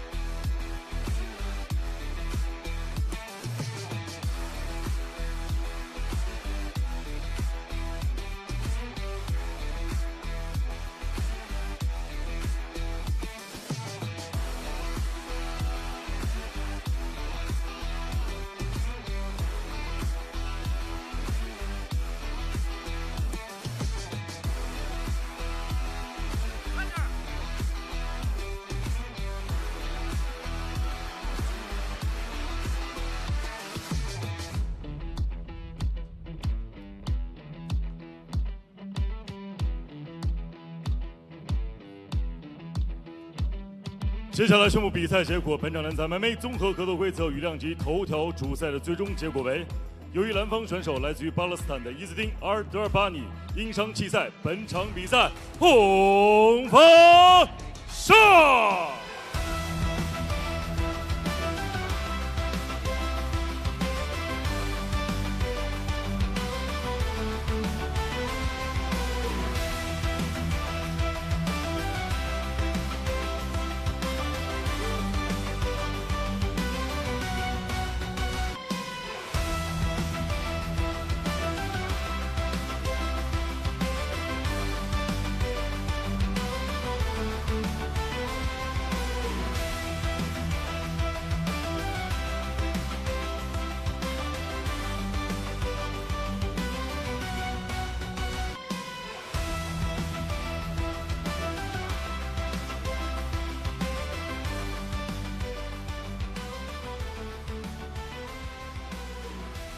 所有现场以及屏幕前的观众朋友们，那么今天晚上 JCK 绝城之夜 N119的所有比赛到此就告一段落。再次感谢我们的官方合作媒体咪咕视频、抖音、腾讯新闻、新华网、百度 App、深圳电视台体育健康频道、辽宁移动、贵州新媒体、宁夏新媒体、TCL 互联网电视、虎牙直播、快手以及格斗迷的大力支持。同时感谢本场比赛赞助品牌千岁汽车、梅花、施尔道、菲特士、盛福果酒。同时还要特别感谢阿若博巴品牌对今天晚上比赛的赞助播出。接下来我们共同通过大屏幕回顾一下今天晚上所有参赛选手他们的获胜信息，一起来看。王xingfu通过地面砸击 TKO 对手，阿里木江哈斯木通过一致判定战胜对手，马海尔莎使用背后裸脚降服对手，阿育木嘎使用背后裸脚降服对手，Aiyituo Yierken TKO 对手 Behruz Khurshedzoda 使用地面砸击 TKO 对手，李一拳使用手臂十字固降服对手，哈斯泰尔萨尔科特别克使用地面砸击 TKO 对手，马努切赫尔达弗拉托夫使用断头台降服对手，李金波通过一致判定战胜对手，滕丽格因对手击赛成功斩获新的胜利。在此也诚挚邀请屏幕前的各位持续锁定我们的官方网站3w.jckmma.com 以及微信公众账号以及官方抖音号，了解最新赛事资讯的更新。最后再次感谢现场以及屏幕前的各位今天晚上整晚的陪伴，愿风永远指引勇士们前行的方向。祝大家晚安，再见。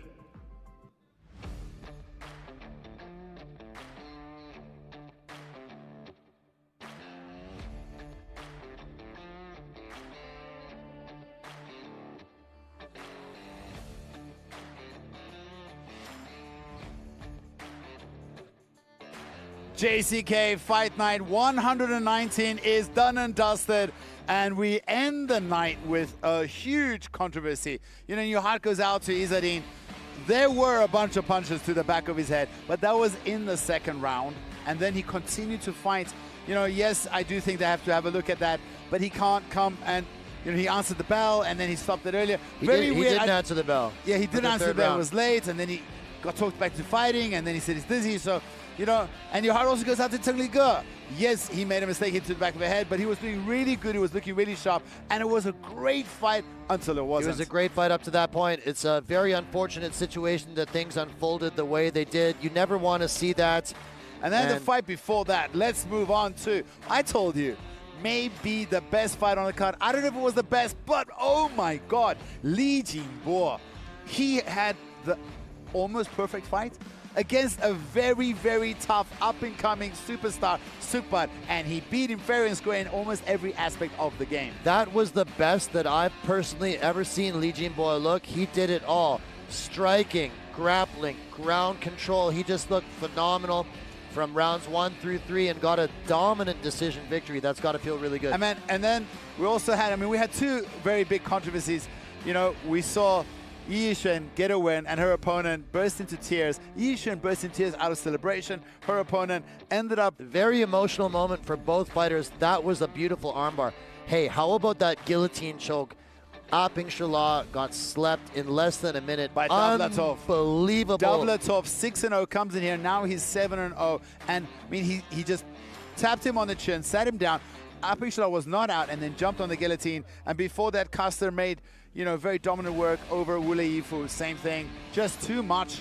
Custer is, you know, he's one of the guys here who must be putting his name up for the 66 kilogram championship. Once he gets to the back mount and flattens out his opponent and starts landing those elbows, man, that is a dangerous man from that position. And then we saw Khurshedzoda. I'm so sorry about your name, but oh my goodness, that guy's a monster. You know, he did have a huge size advantage, but very, very dominant. Folks, we will have another event tomorrow, in 2 days' time, Monday night. We're having Path to JCK. We have 13 fights on the card. It's a bunch of amateurs putting their name up, risking it all to come out here and try to get into the JCK roster. So if you have time, we'll see you on Monday night. Bye-bye.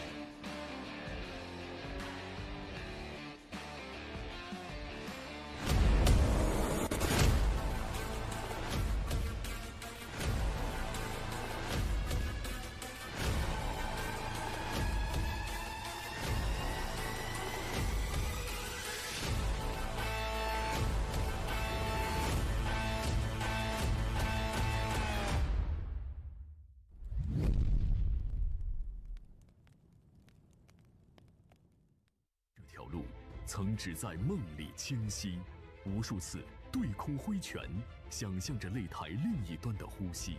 今天，想象照进现实 ，JCK 战绝城进阶之路 ，Path to JCK， 这不是又一场比赛，这是一次真正的选拔。我们提供直达职业的合约，只为认可你毫无保留的锋芒。5月11日。这扇门为所有被低估的渴望而开，你的故事不必从漫长等待开始。Path to JCK， 你的征程，我们见证。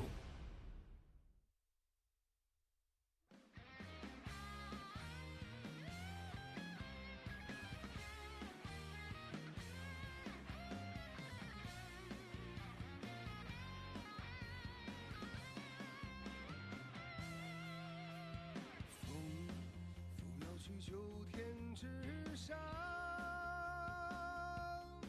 去唤醒早已饥渴的灵魂。雪从凝固变成了沸腾，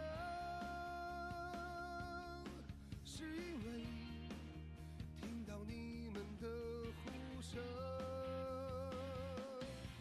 天外的天，浩瀚无限。